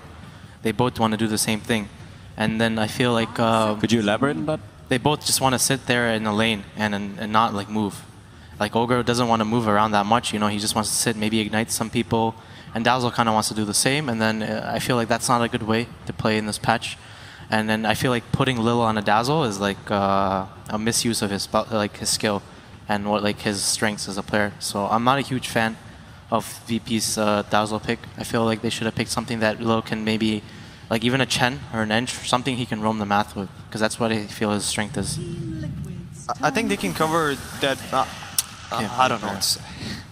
Well, I feel like they need more catch, like a lot more catch than they have right now, because this Invoker is going to be a problem at one point. Because no matter how hard you pressure the hero in the game, if your team is playing around you, like it's really easy for Invoker to come back in the game. And I think in this case, Liquid knows, like they're, in my eyes, the best Invoker team, and they have the best Invoker player too. So I think like VP kind of outdrafted themselves here. But let's see what they do. Maybe this like gonna stampede over them. Yeah, I've heard players talking about how with Nyx in the pool, Invoker can be tough to play, but of course with the Ogre Magi and Dazzle already picked, Virtus Pro needs 2 more cores. I think this matchup is so hard though for the Invoker, isn't it? The Ogre plus Viper. We played versus, when VP played versus us, tough for sure. we picked Shadow Fiend, and let me tell you, Abba did not have fun playing versus Viper Ogre on his hill. He did not have fun at all. I think Liquid have a really strong kind of team fight right now, but I do think that VP's laning stage is really strong, and if VP can kind of run them over with this Viper, Ogre, and this Dazzle, the Necrophos is pretty fine on his own lane against the Darkseer, and then they can kind of pressure the other lanes, and if they can get far ahead enough, like far ahead in the early game, I think they can kind of they can snowball that. Do you think that Virtus Pro needs to double down on that with this last pick, or do you think they need to hedge that? You think what pick they can pick here? It's they need some kind of catch. Yeah, Sanking. Yeah, that was good. Okay. Was it good? I feel like VP's late game doesn't skill like anywhere close to how Liquid's late game skill. I think they're not going for late game though. Yeah. Do you think? I think they're going for not, this. They're just gonna go all in lanes, and I think what Liquid does with Invoker is they play around mid, like they actually would just try lane, like that's how they played in Epicenter, and I think they're gonna do it again. They have like all the heroes and all the all they need for like to be able to trial in mid, and I think Vyron's just gonna sit mid and Star just gonna play around bottom and mid with Darkseer. So I personally I don't think like VP can actually roll over Liquid, but if they can, like that's their best shot to be honest. I think Matu wants Ursa here this game. It's a pretty bad Ursa game. I think he just wants something to solo the Sanking. I'm not sure what else there is. Yeah, you want to have a core that can just pretty much sustain all of them. I can see a Broodmother incoming right now. For Sanking? I think so. I don't know. It seems I don't know about Brood game, man. I don't know about Brood this game. I think just they just need something to solo the Sanking. What if they put Brood mid? I don't know. They're crazy. Oh, they could. Oh. Do you think VP are going to help their Sanking, or you think they're just going to leave him alone? I think they'll do Ogre, Viper mid, Necrophos versus Darkseer, and Dazzle Sanking. It's like the old Dazzle Sanking from like last year before TI, like Wings and Navi did this like Sanking plus Dazzle, Sanking plus Chen. If you remember before TI6, I think they're just going to do the same. Like Sanking plus Dazzle, really strong lane. But the Caustic did get nerfed quite a bit. But so it accomplishes it. You just push the wave in, so they can't pull on their supports. But Liquid doesn't ever really pull on their supports, so yeah. So Sumail, it sounds like you think the story of this match is, can Virtus Pro shut down the Invoker? And if the answer is yes, they'll probably win quickly, and if no, Team.Liquid will be able to sustain in the late game. I wouldn't say that exactly, because even if they like shut him down, they have a lot of team fight on Liquid, like they pick Faceless too. So it's really, really difficult for VP to go high ground at all. And once this game goes like past 35 to 40 minutes, I think it's going to be really rough for VP. 35 to 40 minutes, a danger period for Virtus Pro, but as we've seen, with their interesting drafting, they've been able to accomplish a whole variety of interesting wins. And will they be able to tie it up here with elimination on the line? Take it away, casters. 40 to 45 minutes being the danger period, Sin. I don't know. I reckon it's more around the 140 minute is the danger period. This game will not be 100 minutes. I guarantee it. This will not be 100 minutes. Okay. But you want to rescind that? You're happy to lock it in, Cindy? I'm locking it in. This game is not 100 minutes. But it could go longer than 30-40. I think Virtus Pro's lineup has some potential to win later on as well, but I'm a big fan of Liquid's late game overall more than VP's, but we've seen VP pull off some great late game plays with heroes where you feel like it wouldn't be able to defeat the opposing team.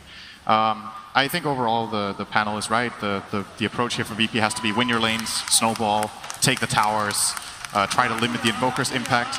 I'm not sure about this Void last pick either, by the way, because yes, Liquid's teamfight is now completely amazing, but this is not a hero that has a particularly good matchup against the Sand King.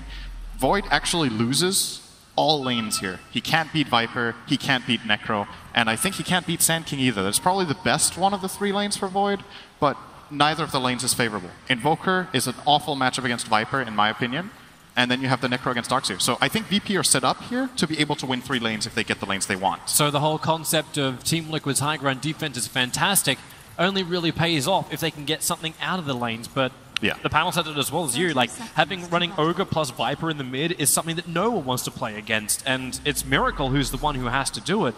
If these other lanes don't work out for them, then, well, we may be going to a 3rd matchup and Virtus.pro could just push their way through. No one, if he gets a really good start, if he gets really good farm, he could be that damage dealer to push into the base. They just need the extra pick, and Virtus.pro already looking for one of those. Aggressively moving over, they want to contest Team Liquid's rune. And Liquid, well, they're not even coming forward. Invoker is backing off. He doesn't want to fight this. So Solo will take the first rune. GH, okay, TP is coming in. The double crush from GH. Mind Control will arrive as well. They want to fight this one out. The low life is on GH. Lil is burning. Kuro's doing the work. Lil will actually fall first. And maybe they get more, but GH is done. Ramsey's in trouble. Solo wants to get out, but he's body blocked up. That Ogre just doesn't fit through the hole. And Ramsey's will back up.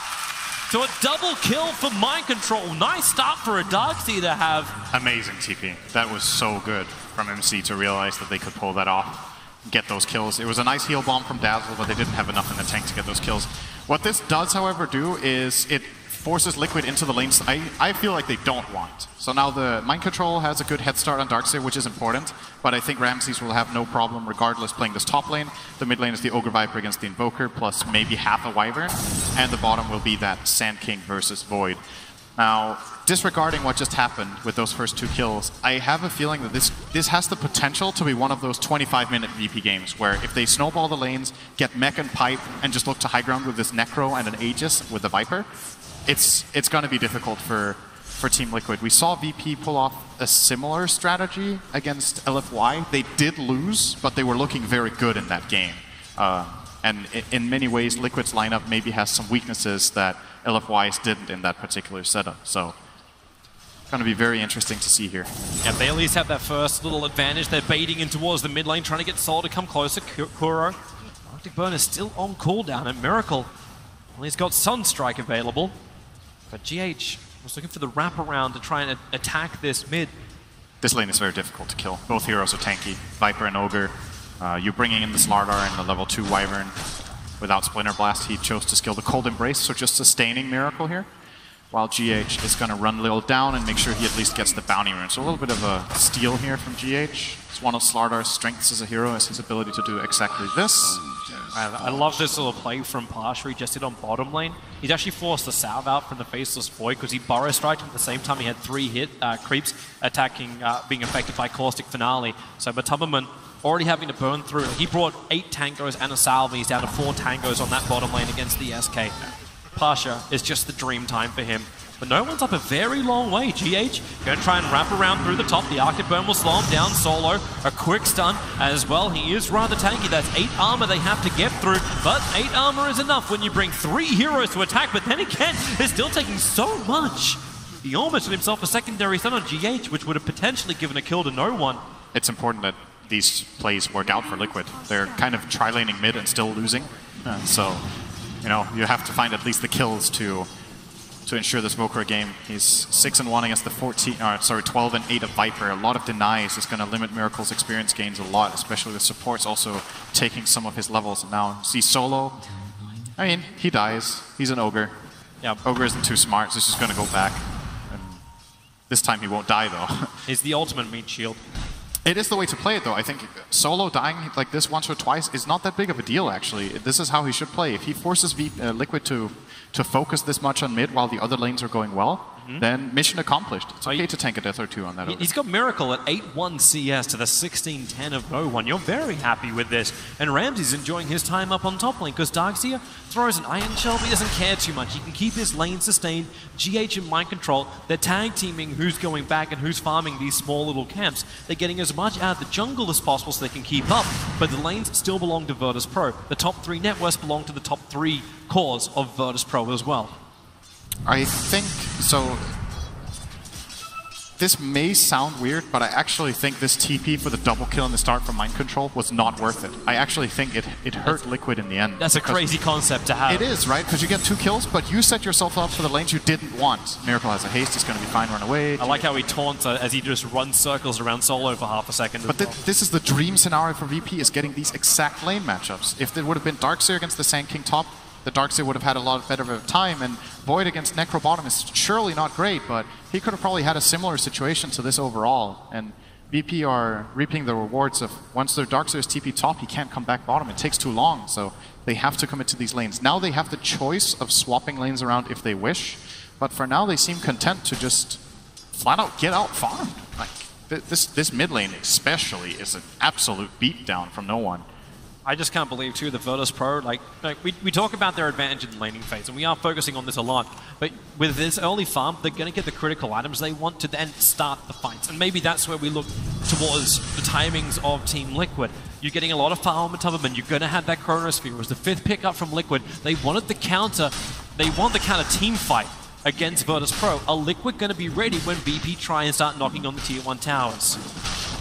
I think it comes just as much down to what itemization VP go for. I really like just the idea of going mech pipe or something like that. Miracle, he may be dead. Solo's rotating in around the back of the tower thanks to the observable. They know there's not many people there to help. Bakuro hiding in the trees with the cold snap. No one. The Sunstrike, he feels it coming and moves direction. He's got a lot of resistance, but not that much. Has to run up the river, and they're all chasing him. A quick berry fight gets up the hill. GH, he's got the stun. He's got Sprint coming off cooldown. Shrines available. No one. He can't trigger it just yet. Now he can do it. With Lil arriving, there isn't much mana for them to work with. In fact, both of them, in fact, all 3 of them are practically dry for mana. Important TP from Lil. That heal saved no one.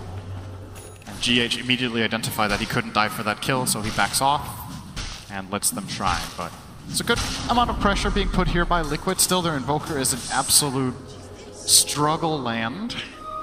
We need to find some sort of way into this game for Miracle, who's currently a full Midas away from a Midas. He's got double null talismans boot at the point where he's like maybe, like in 2 minutes time he would have wanted to have that hand of Midas. That's a good Invoker. That's a good Invoker game. In this kind of lane, this it's is definitely like a 14, 15 minute in Midas. If he gets Midas in this matchup, if you get Midas like maybe 11, I think you're happy. But at this point, that doesn't even seem that likely. If he dies just once, it should be delayed more than that. VP are having a great time, but need to look forward for that big team fight that Liquid definitely do have the possibility of pulling off. Actually, TP in from GH. Yep, they're looking for their target. Solo was walking underneath that Radiant Observer Ward. Support's coming in. Pasha has that level 3 Burrow Strike, so he's going to have the distance trying to escape it. Matubberman goes for the Chronosphere. Solo can land his stun, but with the Sunstrike kicking in, there's enough damage on Pasha. Sandstorms, but the bash! First time lock, 3 points up in from Faceless Void. Oh, Miracle got We the really kill. wanted it. GH is chasing at the moment to find Solo, but it's way too deep. Miracle really happy to get that kill. He's currently level 5 to the 7 of Viper and can't lane anymore, so he's full-time jungling. That means if those little investments where he helps out with a Sunstrike and maybe an attack or 2 there gives him the kill, it's very rewarding for him to bring him back into this game. He's as still far as sitting Liquid's at 1950 net worth to the 2.8, 2.9k of no one, but you're right, it is a start. Yeah, it's not good, but it's probably the best that's going to happen for now. As far as the other heroes on Liquid go, they're doing pretty well. Both the Darkseer with the 43 to the 53 is a good result, I would say, in this lane for Darkseer against Necro. Obviously had the double kill to help him out in the beginning, but still lost the lane.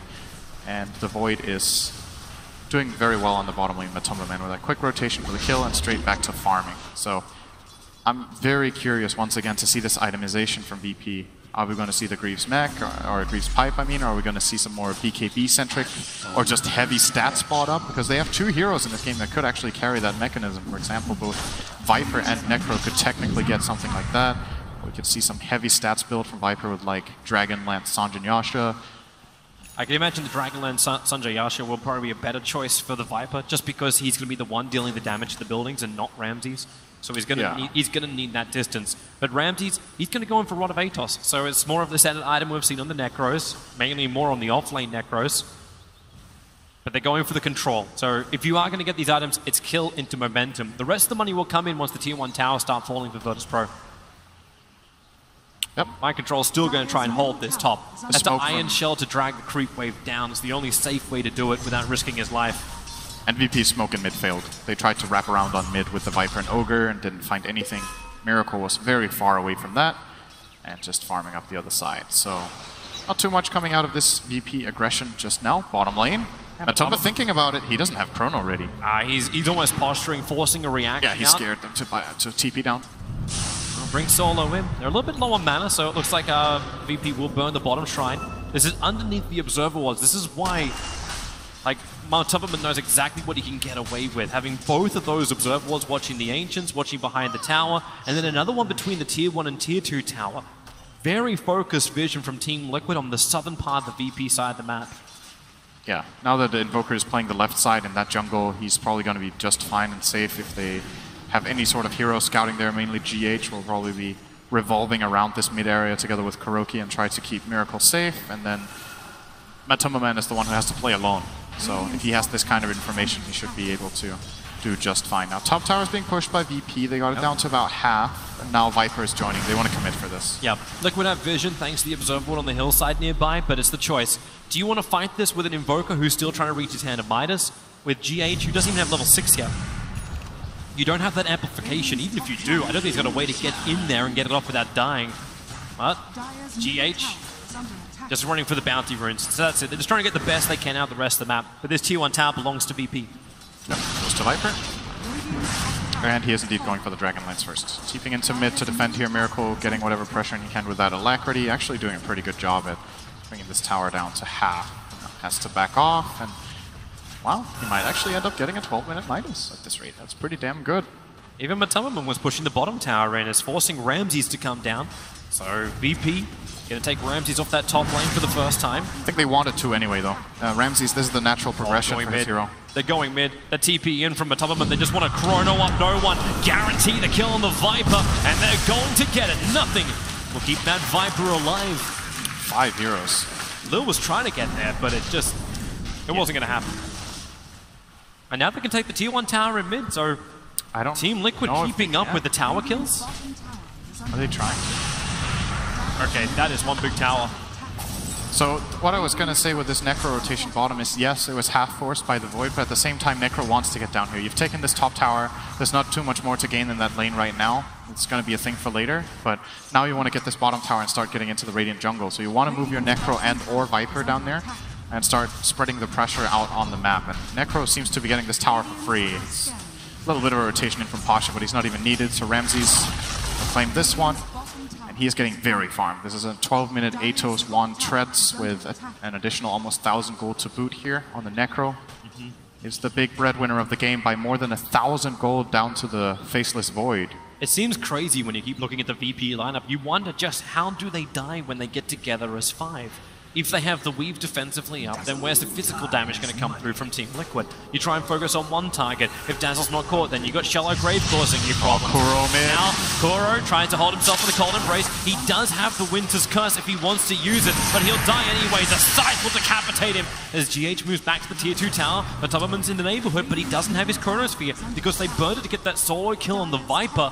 They don't have the team fight control, and VP making the most of it. It's a very good point with this weave as well to offset the Slargar physical. If they have a precast weave that's ticked up, then the real damage from Liquid... he's gonna be fine. The damage from Liquid is mainly the Invoker, who's having a hard game and Bud is catching up. But what if they itemize against this Invoker? What if they get those BKBs or Glimmer Cape or mobility items like Force Staff to try to get out of Meteor and Invoker combos like Ice Wall? Then it's only the Chrono that gives Liquid the opportunity to take fights. And VP, they have the experience, actually. I think losing that game to LFY is going to help them have a better chance in this game because they can think back on that game and make sure they don't repeat the same mistakes that they made in that one. VP are coming for a fight. They're moving towards top lane. Miracle already TPing out. The Tubman's on his way out too. And GH, it's not his Blink Dagger yet, but will make a break for the tree line and then also start up his TP. Or at least he should. Unless Ramses wants to go for a little bit of a look. Dire's top tower is under attack. Actually going for a kill. Maybe it's nice. Pasha wants to fight. He's got Blink Dagger and Epicenter available. Yep. Miracle was the better choice for him in the mid. If they can keep the vision up, their Observer Ward's already got dewarded. As Pasha cuts closer and closer. A quick ping did just come out. Yeah, they have a good read on this. In the meantime, Mind Control is finishing up his mech in bottom. He needs another 150 gold to go. Forced the TP down from Necro. He's going to TP away himself. It's like, this is what I wanted. Goes back to base, gets mana, sells an item, gets mech. And this helps a lot for Liquid's team fight. Of course, as much as we're talking about the defensive items on VP being a good choice, for Liquid's lineup as well, having that extra heal and armor against a hero like Viper can be very nice. And keeping heroes alive against Scythe of Ice. Ramses has bought a hood, by the way. This could be a full pipe that he will be building. Let's have a look at that. He's just pushing bottom wave with no fear. It's very aggressive posture from VP's heroes, except the other 4 who are behind their tower. They're waiting for the fight. Ramses can, well, he can't TP him for 37 seconds, but he believes in the rest of VP to hold him back. And they're able to do so.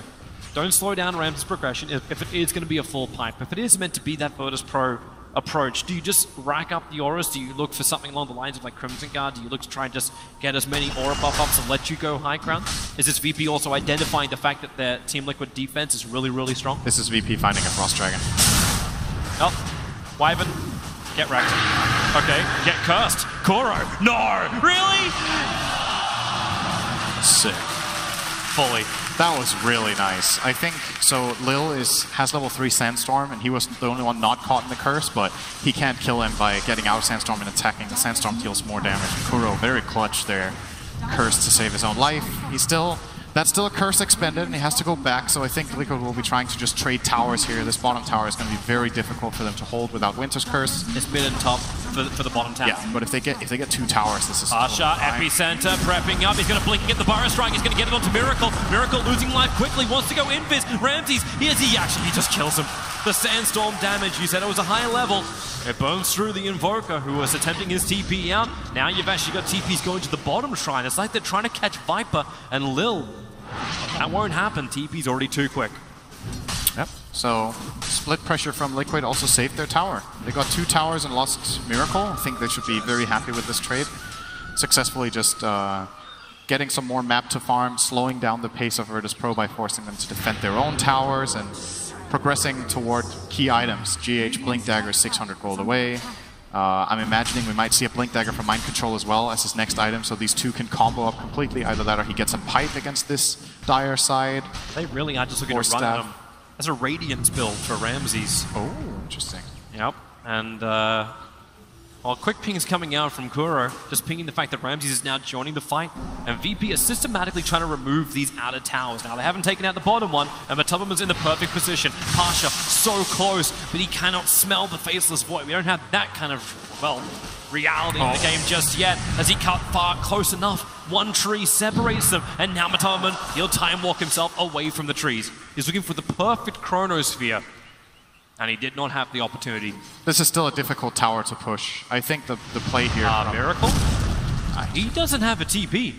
15 seconds before he can use it. SK's TPing over to the tier 1 tower on bottom. They're scanning, looking for to see if he went up north. It didn't happen. They don't know that he doesn't have TP, and they think he just ran down and TP'd out already, so they're not going to pursue. Miracle will be fine. But yeah, this mid tower is very difficult to push for VP. There's so many good initiation angles from Liquid's side. They can come from multiple. They can flank, they can use smoke to try to defend. The bottom tower is the easiest tier 2 tower to take for the dire side. You just have a better position on the map for them, easier to ward around and cover. So probably going to see Virtus Pro go down and try to push that tower soon, but looks like Miracle actually never TP'd out. He's just waiting, and now he's TPing. So basically just wasted a lot of time here, and now... Well, Hand of Midas was already used, so I suppose, hey, success on one front. Hand of Midas on cooldown, just AFK. But really good observer was from Virtus Pro. Yeah, they have that one up near the Ancients. They can see when Miracle TP's in. They know if Wyvern's going to try and do a wraparound on the mid. And this is giving space for the rest of VP to farm up. That top lane pushes in with Darkseer Iron Shell, so Solo can farm underneath the tower, but Matubberman wants to fight him. Chronosphere is available, but double TPs are on the way. The Sunstrike won't connect, and they have to commit the Chronosphere. Ramsey's the extra health, it won't be enough. Matubberman starts his time walk away. Mind Control's a little bit too close, but the back will create a little bit more space as well as the Surge. GH in the neighborhood, they can help out. Viper, maybe he becomes the next target. The Observer sees Matubberman TPing down. The hero VP needed to get the counterplay going was the Sand King, and he didn't TP. They TP'd up heroes without lockdown, and it's a very easy disengage for Liquid's heroes, so they get that kill on the... But they had to expend a Chrono to get that kill on the Ogre. Yep. So, you know, they didn't really get any structural damage. VP are probably like, you know, Solo, this is every game you play Ogre in. Yeah, how many times have we actually seen Solo be that casualty of war, which you're very happy to like accept? That's Ogre life. It is. It's definitely Solo's life. Pasha's still waiting to try and intercept the creep wave. He's got a decent amount of money, getting closer towards that 4-star on him. Problem is, he's got too many enemies there. Maybe not so much when Miracle stands his ground. They are not smoking, though. VP are going to walk under this ward in a moment. That should... Does Miracle back up? Yeah, he should back off here. You got Kuro there as well, and yep, there it goes. Epicenter from Pasha. He commits at the Bar Strike out. Kuro's nearby. Goes for the Cold Embrace. Of course, the Epicenter still goes through it, and they curse up. No one. Can he get the strike off? No, he cannot get close enough to Invoker. They even put down the Sentry Ward so they get the vision. GH has Blink Dagger available. A quick time dilation onto Pasha. And this is just more painful than anything else. They'll all back out. Liquid are doing a very good job not losing heroes, though. Gotta say. Only 2 kills for VP 20 minutes in when they have these lane dominators. It's just Liquid reading the map movements very well and trying to maximize their farm. So even with these winning matchups and with these top 2 in net worth, the Sand King is falling a lot behind the Darkseer. That's just the nature of how Sand King has to be off the map for VP's lineup to function. If he keeps showing to farm, then there's not that much threat on the map for Liquid. So whenever Pasha's farming lanes, they're just farming lanes, and he's not going to farm faster than the Darkseer anyway, so it's not really a win. You actually see him changing his item build as well. Veil. Yep. So yeah, moving himself away from the 4-star, thinking that maneuverability would have been the better thing to start with. Now, realizing with the Epicenter, he needs more damage, but Matubberman needs to live. He's being attacked, the sight's available, but the stun from GH means there's no follow-up damage. Matubberman can time walk it off, not to mention chronoing up the Necro. Sunstrike will be off the money, and this means now Necro still having that Ghost Shroud available. They don't want to fight into this. The back and wall is nice. GH with a secondary crush, Solo taking too much damage. The Shallow Grave from Lil keeping him alive, and now the Meteorite Pasha will end up burning, and the curse! It's onto Necro! Solo with no one beating him down. There is another Shallow Grave, but the Death Pulse, as well as the Shadow Wave, giving so much regeneration to Virtus Pro, but there's still 3 kills going in favor of Team Liquid. No one being the big one, standing his ground with that fresh Maelstrom. He's got big DPS. Mind Control, protected by the Cold Embrace. Viper doesn't want him, but it looks like he's got no other choice to surge away from Mind Control, and the regeneration will keep him alive, and he'll keep going even further away, backing the wave, and making it so VP had to repair their lanes after the fight. Very nice play from Liquid to make the fight happen in that position. This is one of the best places on the entire map to play Winter Wyvern. You can fly in from multiple angles. You have the curse that will... The heroes naturally group up in a very narrow space. You get multiple hero Splinter Blasts, and Kuroki can just sit back and play from the back of that line and very easily get some very nice spells off. And VP, again, they're just not finding the kills. It's like they're a bit lacking in the... This is important. So they try to go for this kill. If this kill happens, that's the end of the fight. But the stun from GH buys time. They don't have enough to kill off the Void with this tanky build with Raindrop and Lincolns. And they have to expend their Ogre stun to break the Lincolns, or rather the Ignite to break Lincolns, then stun, and then follow through with their other heroes. But the Sand King is missing again. And now that he comes in, it's too late. The Void already survived. This curse... Surprisingly, Ramses doesn't die here. He actually stays alive miraculously. There he dies. Yeah. It was only a matter of time, but it's also that wonderful position from Team Liquid. They sit up on the hill and they just look down at Virtus Pro scrambling around, trying to find these kills and trying to force an advantage their way. At the moment, like, we are 22 minutes in, it's a 1k gold lead for Team Liquid. That's pretty negligible. The experience something a little bit more at the tail, where Team Liquid feel like they're getting more and more control into this game, now having a 4k advantage. But that's the point, right? Is that if you look at the gold graph, it's like if you're playing against an Alchemist and the gold graph is even while Alchemist is farming, you feel like you're winning the game, because in the scope of the game plan, that is a win. And to me, it's a similar thing here, where if Liquid are only 1k gold ahead, that's great. They're playing against lane dominators in an early game lineup. Team.Liquid. They're not finding kills. Smoking out. Sentry War gets planted down by Solo. They're looking for the obs now. They will see that if they go up on the hill. But in the meantime, with amplification, Roshan being done by Team.Liquid. Pasha's moving over. They'll get rid of the obs and Sentry. And Liquid, this Roshan is pretty low. They kind of got to commit to this defensive weave from Lil, trying to make sure that VP do not take the damage from Matumberman. And well, Ramses, okay, not sure about that TP. Chrono catches all the back lines. Pasha bringing in the damage. Burrow strike into the pit. It's doing a lot of damage to Kura, so there's no curse for this fight. The Darcy and back wall combining with Deafening Blast combo Miracle. It's done some damage. Only enough to kill off the Ogre Magi. Acceptable casualty. Remember this phrase as Ramses. He stands his ground. Set up towards the end. Not enough mana for his ultimate. The Sunstrike. It connects. Ramsey's so low. He's got to steer clear of the Angels before potentially he dies. GH able to surge away. Miracle, not so lucky. No one able to track him down, but Tubberman, all he could do was watch. And now it's Virtus Pro to do all the hard work, or make most of the hard work that Liquid did, taking Roshan. This is still contestable for Liquid. If they want to try, they can try to steal it with the Slardar. He's waiting, and he's too late. The jump will come in. Aegis Immortal are in the hands of the Necrophos, and with the sight, goodbye Slaughter. Execution on public display. Wyvern trying to run back up to the hill, does not have a TP available, so Kuro will have to sit here for 41 seconds with no way to get down. Birds be crippled. Dire's top tower is under attack. This is sad to actually watch. But it was its only I find it mildly entertaining myself, personally. Is that because you relate? This never happens to me. Let's have a look at that fight once more. So Ramses, if you're trying to bait something out from Matumba with the TP, but the epicenter comes in the back lines, and the fact that there's no curse in this fight, just a really nice combination here from Miracle makes that fight look pretty good for Liquid, but they don't get the key kills.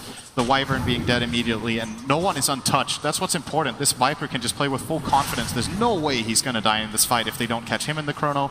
Ramses backs off, but this whole fight, no one is just running down heroes he wants, and Miracle is not happy to die to the Viper in that instance. VP get great fight, and they get themselves an Aegis for Necro, who, by the way, is getting his Radiance after this creep wave. Big item. These fights are long. Right now. They're really long, and those are the type of fights that Radiance really shines in. You deal so much damage with Necro with Radiance plus Heartstopper Aura over extended fights, and they have the Shallow Grave to make sure Ramses stays alive. And even if he dies, he will deal so much damage before his death, and hopefully for VP get a Scythe off at the very least, and secure a kill.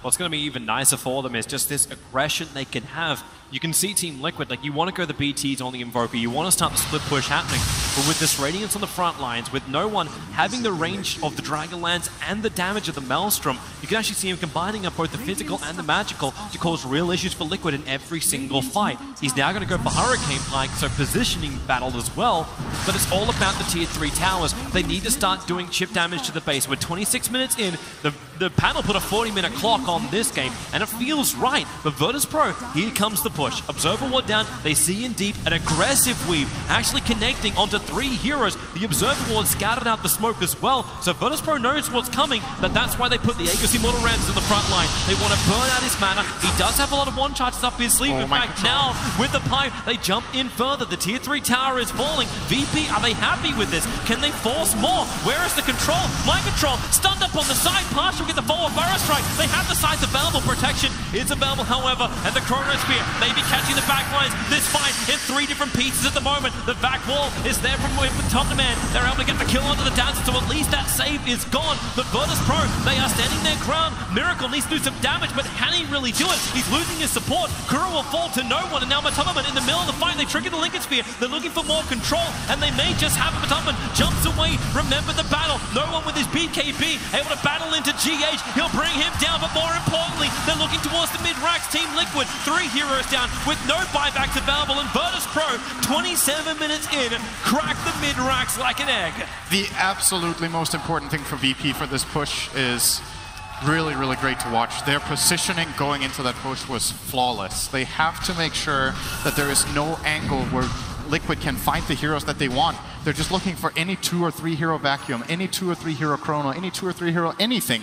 But look at how these VP heroes are positioned. Sand King bottom right, Ogre top right, then you have the Necrophos in the middle of everything with the Aegis. The Viper is not really a target, and Dazzle is standing at the back. How do you go here, Darkseer? He's going to run in, get stunned, can't catch anyone. Get stunned again, can't catch anyone. Now he gets stunned by his teammate, can't catch anyone. Finally, the chrono comes in, but it's only the Void dealing damage, so they get 1 support kill, and there comes the epicenter, and they have to run away.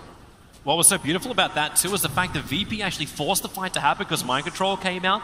The Faceless Void went for the long way around. Like, he tried to wrap around past where his tier 2 tower was, and that didn't work. But Team.Liquid, they're coming out once more now. They've smoked up with 5. They do not have Chronosphere, but they want to come from the northern side. Smoke will break. They look towards the back lines of Virtus Pro as Virtus Pro just do the same thing again. Aegis Immortal Necro on the front lines. They don't have Epi, but they don't have Chrono.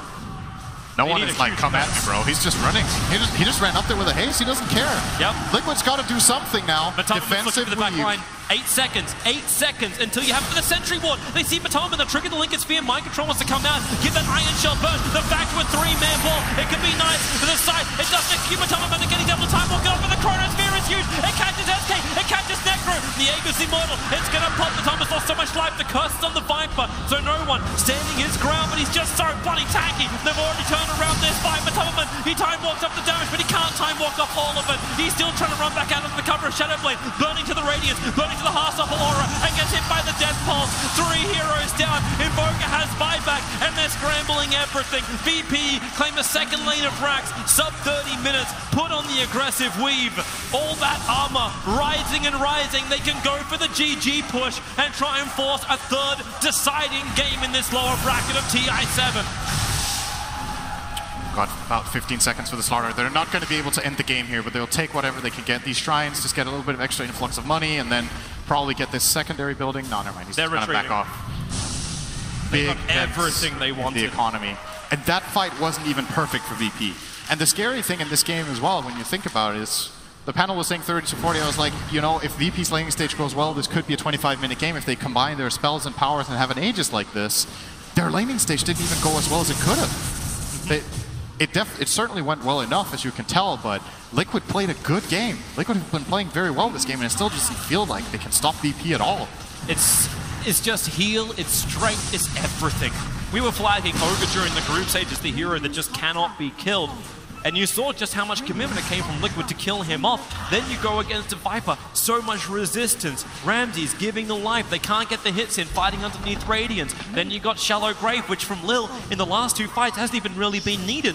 They've got so much just health sustain that Liquid have no answer.